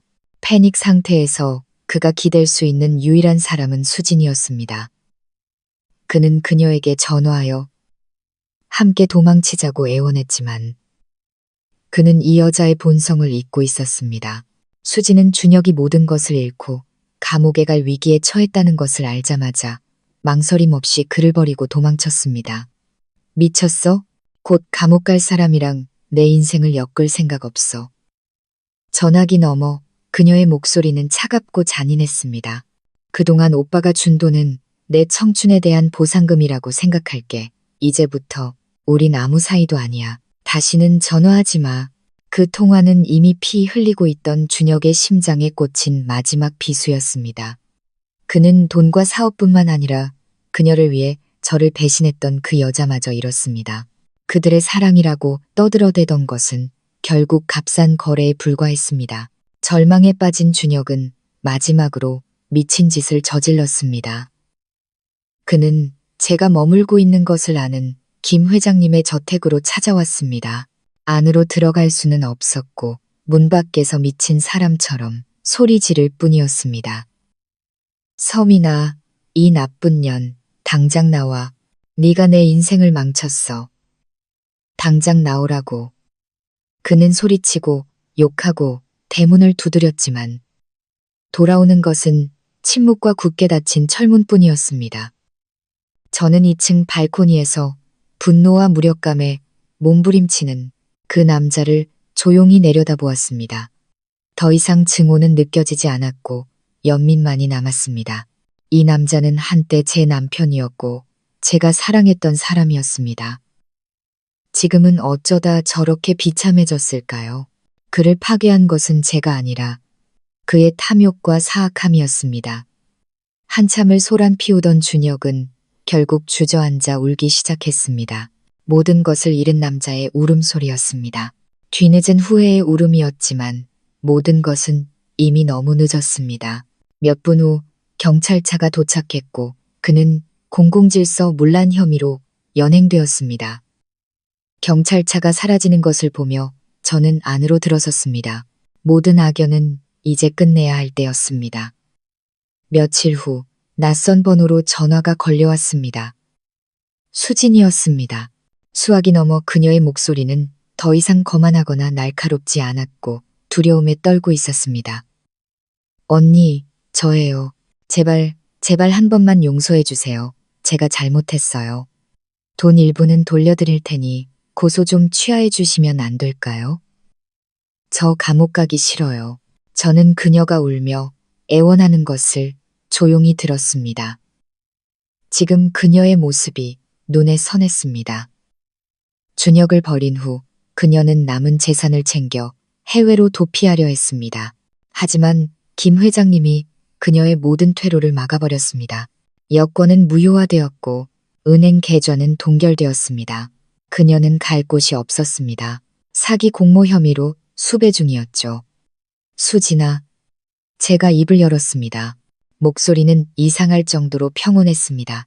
네가 그 남자와 함께 창고에서 날 모욕할 때 오늘 같은 날이 올 거라고 생각은 해봤니? 내 돈으로 호의호식할 때 그 결과를 생각은 해봤어? 뿌린 대로 거두는 거야. 네가 한 짓에 대한 책임은 스스로 져. 그리고 저는 전화를 끊었습니다. 저는 악독하지 않지만 성인군자도 아닙니다.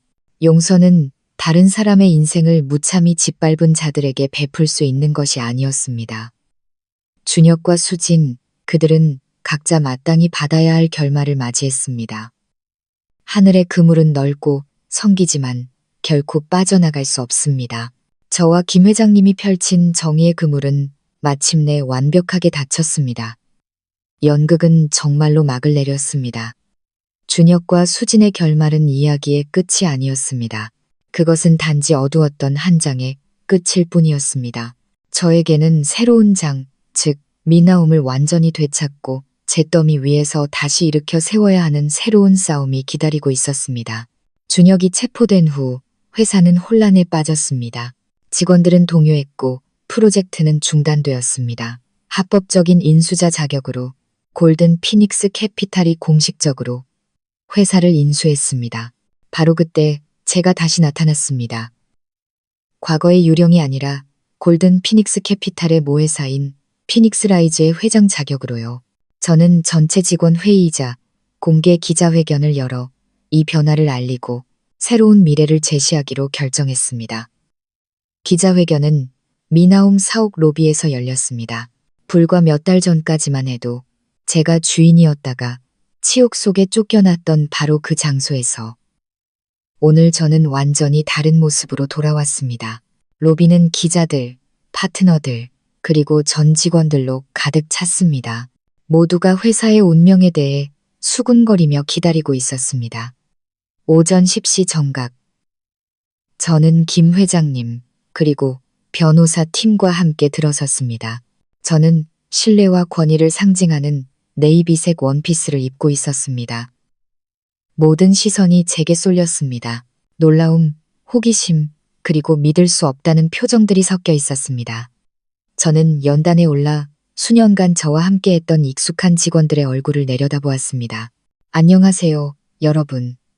제 목소리가 회의장을 가득 메웠습니다.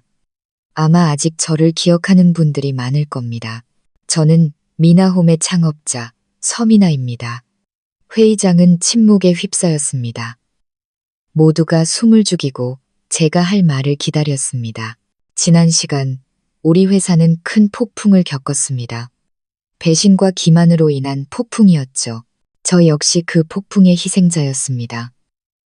저는 가족, 사업, 명예까지 모든 것을 잃었습니다. 저는 잠시 말을 멈추고 카메라 렌즈들을 똑바로 응시했습니다. 하지만 오늘 저는 제 고통을 하소연하기 위해 이 자리에 선 것이 아닙니다. 저는 폭풍이 지나갔고 미나홈이 다시 태어났음을 알리기 위해 이 자리에 섰습니다. 저는 서류 뭉치를 높이 들어 올렸습니다. 법적 서류에 따라 제가 회장으로 있는 피닉스 라이즈가 미나홈의 모든 지분과 자산 인수를 공식적으로 완료했습니다. 오늘부터 미나홈은 피닉스 가족의 일원이 될 것입니다. 우리는 함께 더 강하고 더 투명하며 더 성공적인 새로운 장을 시작할 것입니다. 회의장은 터져나오는 박수 소리로 가득 찼습니다. 실직의 공포에 떨던 직원들은 이제 새로운 희망을 보았습니다.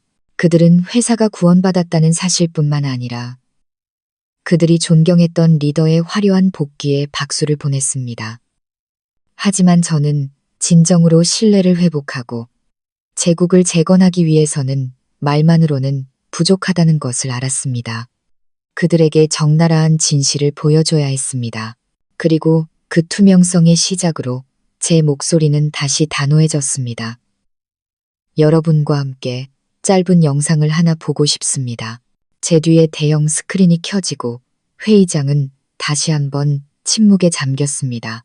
하지만 이번 침묵은 다른 색깔을 띠고 있었습니다. 영상은 회사의 화려한 모습이 아닌 창고의 흐릿한 CCTV 화면으로 시작되었습니다.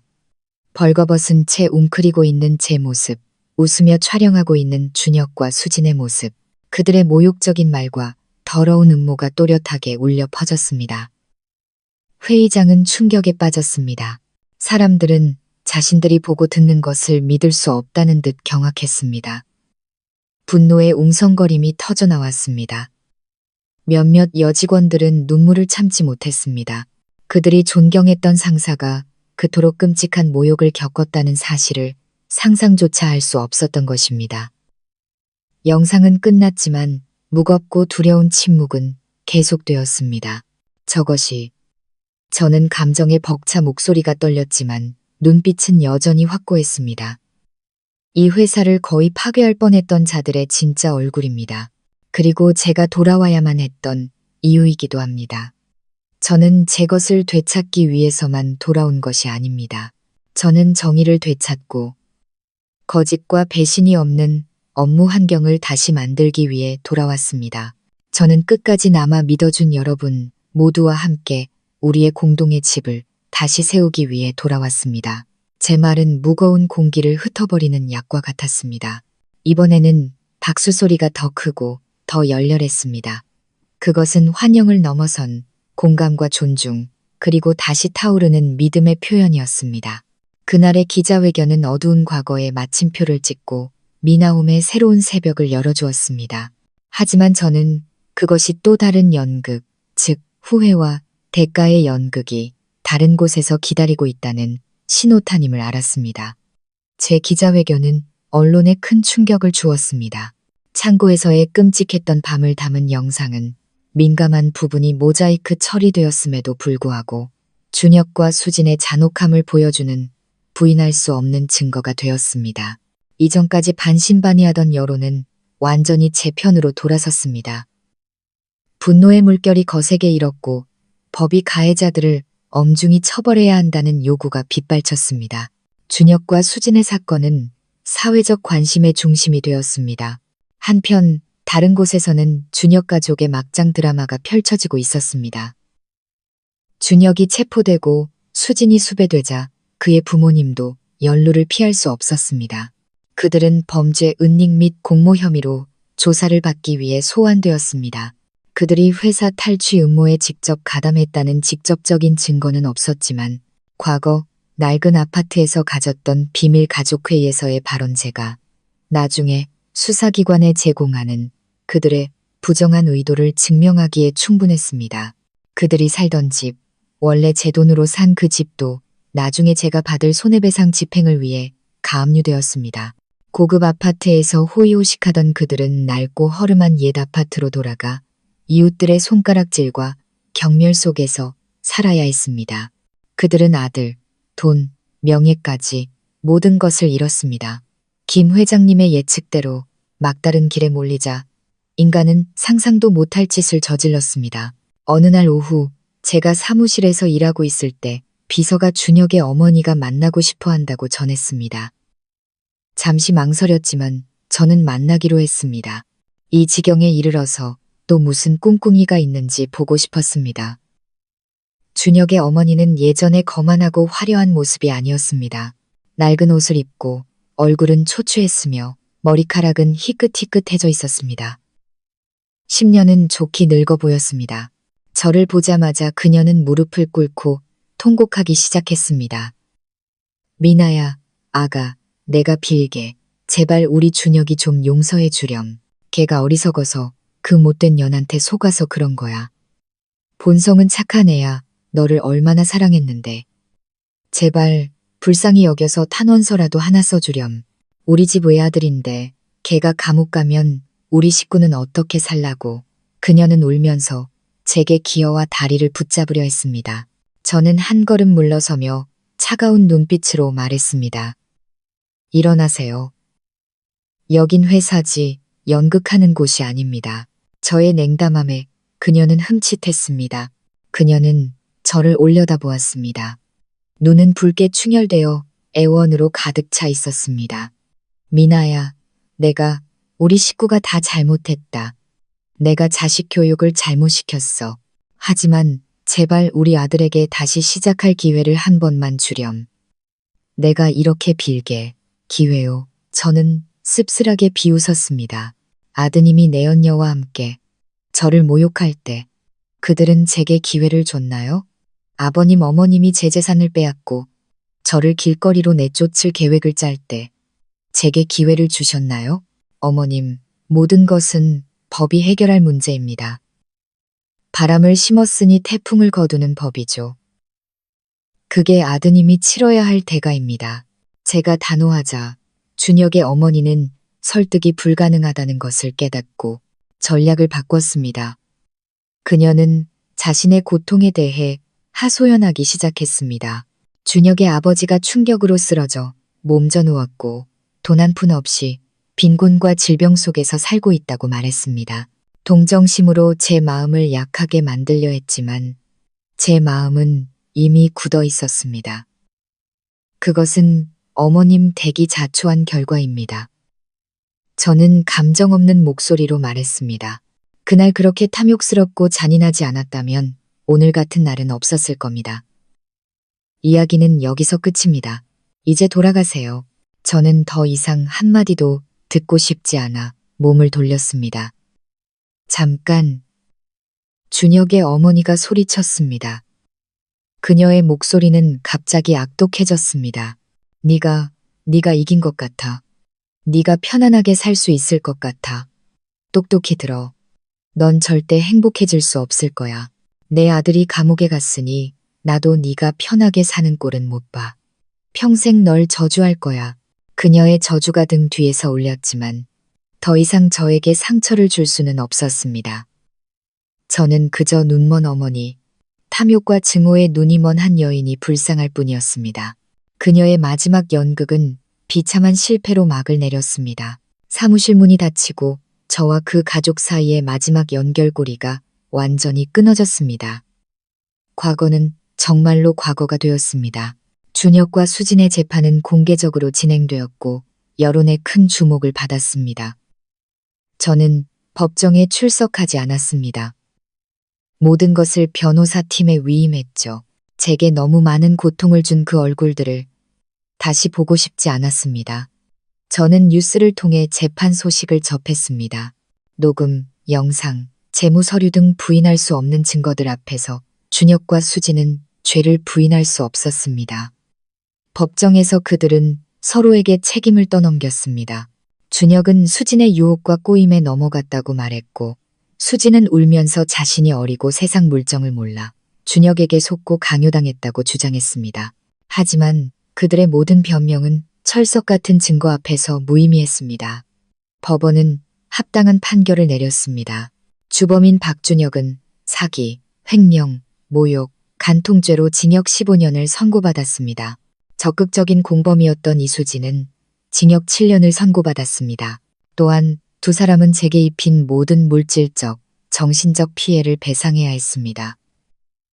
그 금액은 수십억 원에 달했습니다. 마침내 정의가 실현되었습니다.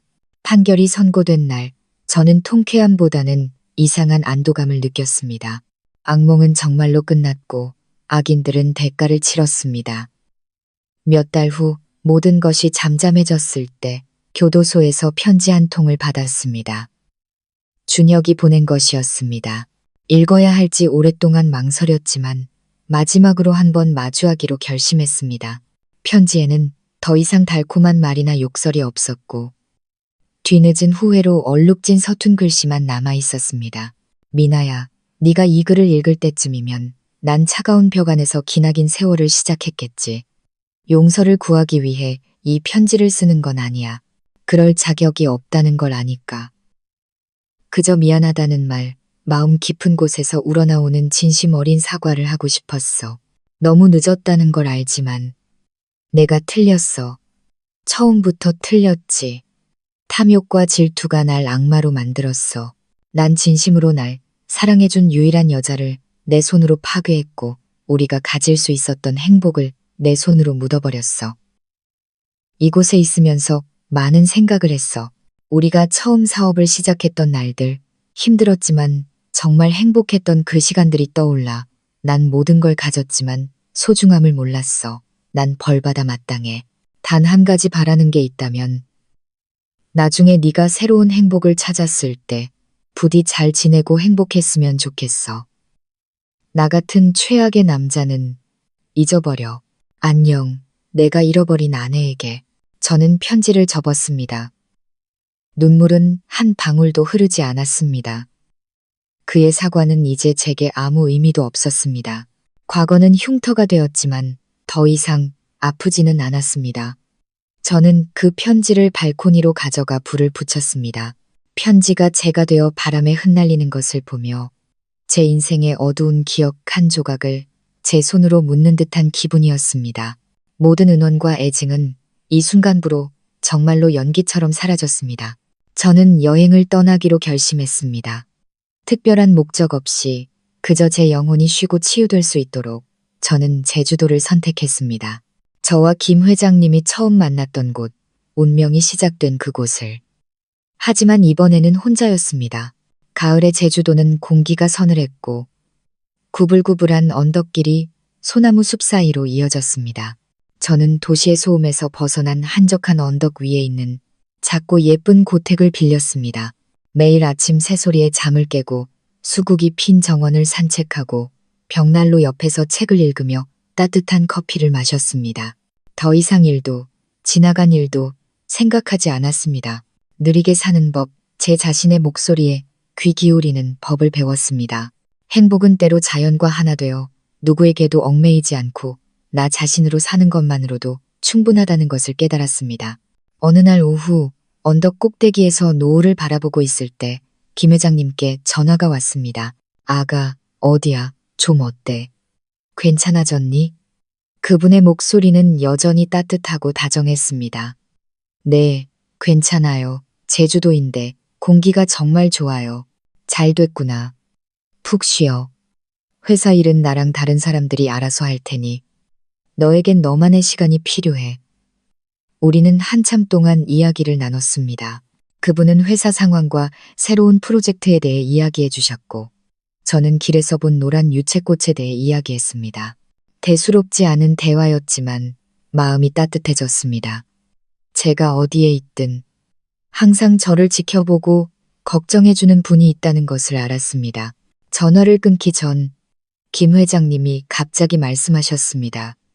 아, 민준이도 지금 제주도에 있단다. 약천사에서 단기 템플 스테이를 하고 있어. 시간 되면 한번 들러보렴. 혹시 아니, 인연이 닿을지. 민준, 김 회장님의 아들.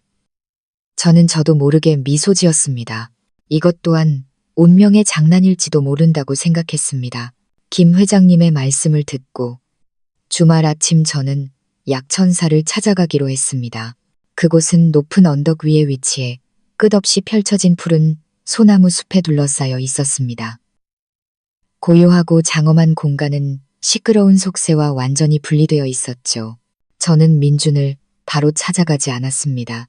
저 자신을 위한 진정한 고요의 시간을 갖고 싶었습니다. 하이힐을 벗고 시원한 돌바닥을 맨발로 걸으며 사찰 경내를 조용히 거닐었습니다. 웅장하게 울려 퍼지는 종소리는 마치 제 영혼의 먼지와 근심을 씻어내는 듯 했습니다. 바람에 실려오는 은은한 향 냄새와 쌉쌀한 소리향이 어우러져 마음을 편안하게 하는 맑은 향기를 만들어냈습니다. 저는 대웅전 앞에 서서 옅은 안개 뒤로 보이는 지붕의 곡선을 바라보며 조용히 합장했습니다. 아무것도 빌지 않고 그저 살게 해주셔서 폭풍을 이겨낼 힘을 주셔서 감사하다고 속으로 되뇌었습니다. 종로로 이어지는 작은 길을 따라 걸었습니다. 이곳에서는 아름다운 중문 앞바다를 한눈에 볼 수 있었습니다. 바다는 거울처럼 잔잔했고 하늘과 구름, 산의 그림자를 담고 있었습니다. 풍경은 한 폭의 수묵화처럼 평화로웠습니다. 저는 깊게 숨을 들이마셨습니다. 맑은 공기가 폐부 깊숙이 스며드는 것 같았습니다. 세상의 모든 욕심과 증오, 고통이 일주문 뒤에 남겨진 듯 했습니다. 제 마음이 그 고요함 속에서 평화롭게 떠다니고 있을 때 뒤에서 부드럽고 따뜻한 남자의 목소리가 들렸습니다. 이곳의 정적을 깨뜨릴까 조심하는 듯한 목소리였습니다. 실례합니다만 혹시 서민아 씨 아니신가요? 저는 깜짝 놀라 돌아보았습니다. 제 앞에는 키가 크고 균형 잡힌 몸매의 젊은 남자가 서 있었습니다. 그는 수련복처럼 보이는 소박한 개량 한복을 입고 있었습니다. 그는 밝은 인상에 높은 이마, 온화한 눈, 그리고 아침 햇살처럼 따뜻한 미소를 가지고 있었습니다. 저는 그를 바로 알아보았습니다. 5년이라는 세월이 흘러 마른 소년이 어엿한 청년이 되었지만 그 눈빛과 미소는 전혀 변하지 않았습니다. 감사함이 담긴 눈빛과 어떤 계산도 없는 순수한 미소. 민준 씨? 저는 조금 불확실한 목소리로 놀라 물었습니다. 그는 고개를 끄덕이며 매력적인 보조개가 드러나도록 더 환하게 웃었습니다. 네, 저예요. 여기서 누나를 만나게 될 줄은 몰랐어요. 바로 알아봤어요. 예전이랑 많이 변하지 않으셨네요. 다만 훨씬 더 강하고 세련되어 보이세요. 그의 말에 저도 모르게 손을 들어 짧은 머리를 만졌습니다. 그랬습니다. 저는 겉모습도 내면도 변했습니다. 우연인 듯 운명 같은 이 만남은 전혀 어색하지 않았습니다. 우리는 오래된 소나무 그늘 아래 돌벤치에 앉아 함께 고요한 바다를 바라보았습니다. 민주는 자신의 삶에 대해 이야기해 주었습니다. 영국에서 경영학 석사를 마치고 2년 전 귀국하여 어머니의 지도 아래 대성그룹에서 일하기 시작했다고 했습니다. 그는 비즈니스 세계가 너무 복잡하고 때로는 사람을 지치게 해서 가끔 이런 곳을 찾아 마음의 평온과 균형을 되찾는다고 말했습니다. 그는 부유한 집안의 아들답지 않게 겸손하고 차분하게 이야기했습니다. 그는 제 과거에 대해 전혀 언급하지 않았고 제가 겪은 일에 대해 호기심을 보이거나 동정하지도 않았습니다. 어머니께서 그에게 모든 것을 이야기해 주셨을 것이 분명했지만요.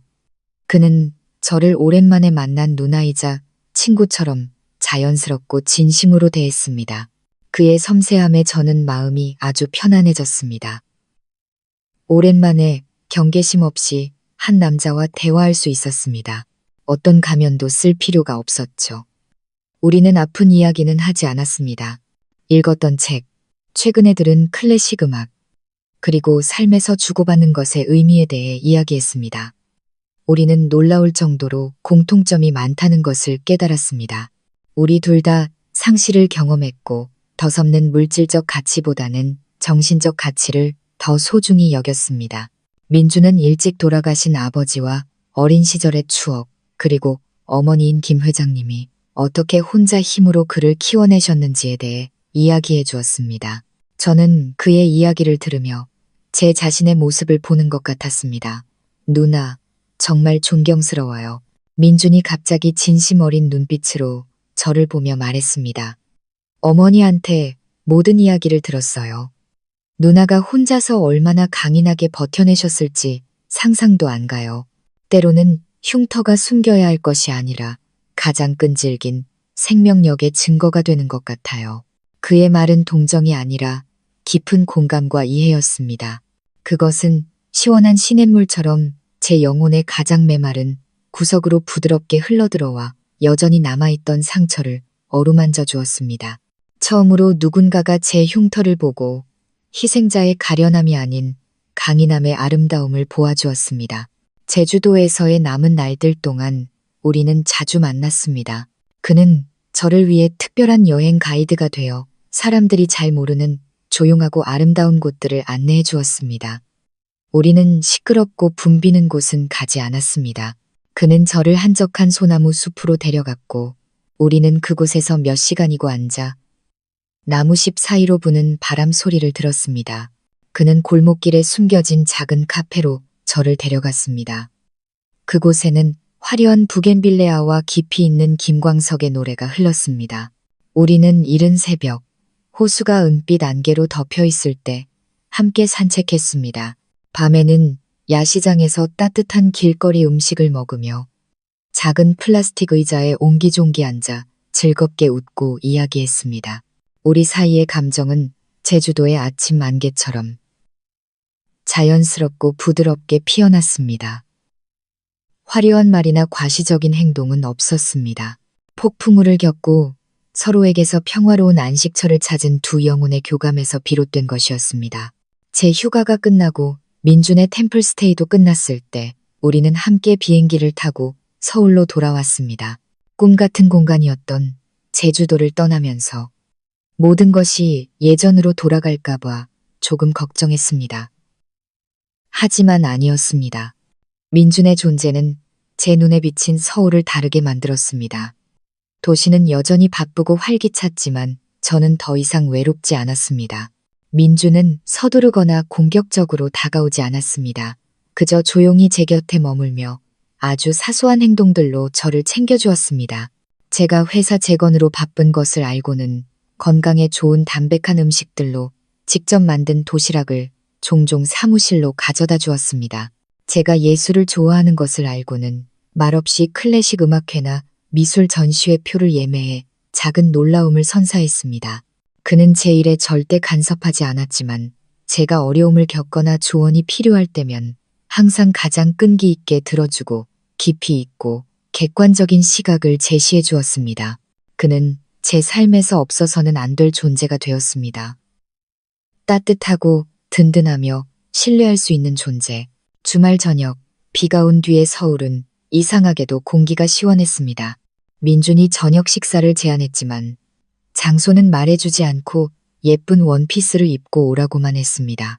그는 저를 데리러 왔는데 평소의 고급 세단이 아닌 흰색 클래식 베스파를 타고 왔습니다. 오늘 밤엔 옛날 서울 사람들처럼 데이트 한번 해봐요. 그는 웃으며 제게 헬멧을 건넸습니다. 스쿠터는 한적한 길 위를 달렸고 밤바람이 제 머리카락을 스쳤습니다. 정말 자유롭고 낭만적인 기분이었습니다. 그는 저를 한강 선착장으로 데려갔습니다. 그곳에는 촛불과 장미로 낭만적이게 장식된 작은 요트가 기다리고 있었습니다. 우리는 한강 위에서 저녁을 먹으며 반짝이는 도시의 야경을 감상했습니다. 촛불 아래 민준의 얼굴은 정말 온화하고 따뜻해 보였습니다. 저녁 식사 후 우리가 뱃머리에 서서 함께 반짝이는 고층 빌딩들을 바라보고 있을 때 민준이 갑자기 제 손을 잡았습니다. 그는 아무 말 없이 제 눈을 깊이 들여다보았습니다. 그리고는 한쪽 무릎을 꿇고 재킷 주머니에서 파란색 벨벳 상자를 꺼냈습니다. 심장이 멎는 것 같았습니다. 그가 상자를 열자 안에는 매우 정교하게 디자인된 백금 반지가 있었습니다. 반지 중앙에는 흔한 원형 다이아몬드가 아니라 물방울 모양의 다이아몬드가 밝혀 있었습니다. 조명 아래 투명하고 영롱하게 빛났죠. 미나 씨, 민준이 제 손을 잡았습니다. 그의 목소리는 진심이 가득하고 무척 따뜻했습니다. 앞으로 풍파 없는 삶을 약속할 순 없어요. 인생이란 원래 그런 거니까요. 하지만 어떤 폭풍우가 몰아쳐도 내가 항상 등대가 되어주고 당신이 지칠 때 기댈 수 있는 든든한 어깨가 되어주겠다고 약속할게요. 당신의 과거를 지우고 싶지 않아요. 그 흉터들이 바로 오늘의 강하고 멋진 당신을 만들었으니까요. 그저 당신과 함께 행복한 미래를 써내려가는 사람이 되고 싶어요. 이 눈물방울은 그가 다이아몬드를 가리키며 말했습니다. 고통의 마지막 눈물이 될 거예요. 앞으로는 당신이 울더라도 그건 행복의 눈물이길 바라요. 나와 결혼해 줄래요? 저는 그의 눈을 바라보았습니다. 사랑과 존중, 그리고 이해로 가득 찬 눈. 제 안의 모든 경계심과 두려움이 사라졌습니다. 눈물이 다시 흘렀지만 이번에는 그의 말처럼 벅차오르는 행복의 눈물이었습니다. 저는 말없이 고개를 끄덕였습니다. 반지는 제 약지에 꼭 맞게 끼워졌고 새로운 시작을 약속하는 것처럼 반짝였습니다. 그가 일어나 저를 품에 안았습니다. 화려한 한강 위, 별이 가득한 밤하늘 아래서 저는 수많은 폭풍우를 지나 제 인생의 배가 마침내 평화로운 항구에 닿았다는 것을 알았습니다. 그곳에는 사랑과 진심이 기다리고 있었습니다. 저의 새로운 새벽은 이제야 진정으로 시작되고 있었습니다. 그가 청혼한 지 1년 후 우리는 결혼식을 올리기로 했습니다. 언론을 떠들썩하게 하는 세기의 결혼식도 수천 명의 하객이나 사치스러운 과시도 없었습니다. 우리는 노을이 하늘을 보랏빛으로 물들이는 어느 날 오후 해변의 한적한 곳을 선택했습니다. 하객은 가족과 진정한 친구들, 제가 나락으로 떨어졌을 때 곁에서 저를 일으켜 세워준 소중한 사람들 뿐이었습니다. 저는 순백의 웨딩드레스를 입었습니다. 제가 직접 한 땀 한 땀 디자인한 미니멀하면서도 세련된 드레스였습니다. 화려한 보석 장식은 없었고 오직 폭풍을 지나온 여인의 자신감과 평온함을 돋보이게 하는 완벽한 재단만이 있었습니다. 파일벨의 캐논이 울려 퍼지자 저는 깊게 숨을 들이쉬고 부드러운 백사장을 맨발로 걸었습니다. 장미꽃이 피 뿌려진 길 끝에는 민준이 저를 기다리고 있었습니다. 그는 아이보리색 턱시도를 입고 사찰에서 처음 만났던 날처럼 따뜻한 미소와 사랑 가득한 눈빛으로 저를 바라보았습니다. 돌아가신 아버지를 대신해 주신 삼촌이 제 손을 민준의 손에 넘겨주는 순간 저는 온몸으로 퍼져나가는 절대적인 평온함을 느꼈습니다. 7년 전 첫 결혼식 때의 불안하고 모호했던 긴장감과는 완전히 달랐습니다. 이번에는 제가 올바른 선택을 했다는 것을 알았습니다. 이제 공식적으로 제 시어머니가 되신 김 회장님은 맨 앞줄에 앉아 계셨습니다. 제게의 철의 여인이었던 그분은 오늘 눈물을 흘리셨습니다. 그분은 우리를 보며 만족스러운 행복의 미소로 반짝였습니다. 그분은 제 인생을 구했을 뿐만 아니라 제게 새로운 행복을 이어주셨습니다. 서약을 하는 순간 민주는 상투적인 미사여구를 말하지 않았습니다. 그는 제 눈을 깊이 들여다보며 파도 소리 사이로 낮고 따뜻한 목소리로 말했습니다.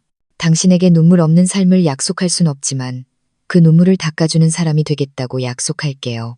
당신을 대신해 온 세상을 짊어질 순 없지만 항상 당신 곁에서 모든 짐을 함께 나누겠다고 약속할게요. 아픔을 용감하게 이겨내고 여기까지 와줘서 고마워요. 저는 울었습니다. 행복의 눈물이 뺨을 타고 흘렀지만 닦을 생각도 하지 않았습니다. 우리의 결혼 생활은 그렇게 소박하고 달콤하게 시작되었습니다. 우리는 부부이자 사업과 인생이라는 길을 함께 걷는 동반자이자 소울메이트였습니다. 민주는 현대적이고 깊이 있는 남자였습니다. 그는 아내의 성공에 위협을 느끼지 않았습니다. 오히려 피닉스 라이즈가 새로운 이정표를 세울 때마다 가장 먼저 축하해 주었고, 제가 비즈니스의 압박감에 지칠 때마다 가장 먼저 두 팔을 벌려 안아주었습니다. 제가 회사 위기를 해결하기 위해 밤을 새워야 할 때도 민주는 불평 한마디 하지 않았습니다. 그는 조용히 허브차를 타주고 옆에서 책을 읽으며 가끔 제 어깨를 주물러 주었습니다. 그의 조용한 존재감은 제가 사업이라는 배를 굳건히 이끌어 나갈 수 있는 거대한 힘이 되었습니다. 우리는 함께 두 개의 대기업을 경영하며 서로를 지원했습니다.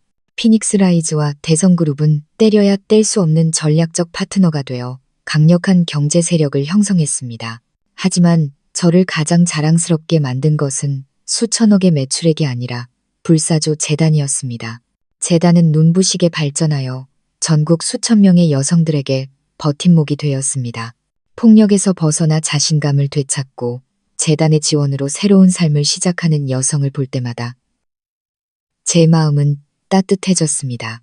제 과거의 고통이 헛되지 않았음을, 다른 사람에게 행복을 가져다주는 원동력이 되었음을 깨달았습니다.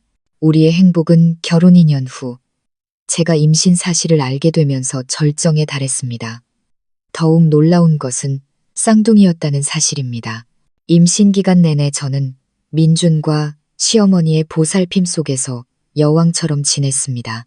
수많은 일로 바쁘셨던 시어머니는 모든 것을 제쳐두고 며느리를 위해 직접 영양가 있는 음식을 만들어 주셨습니다. 옛날에 내가 너무 바빠서 민준이 가졌을 때 몸조리를 잘 못했어. 이제 며느리가 생겼으니 그때 못한 거 다 해줘야지.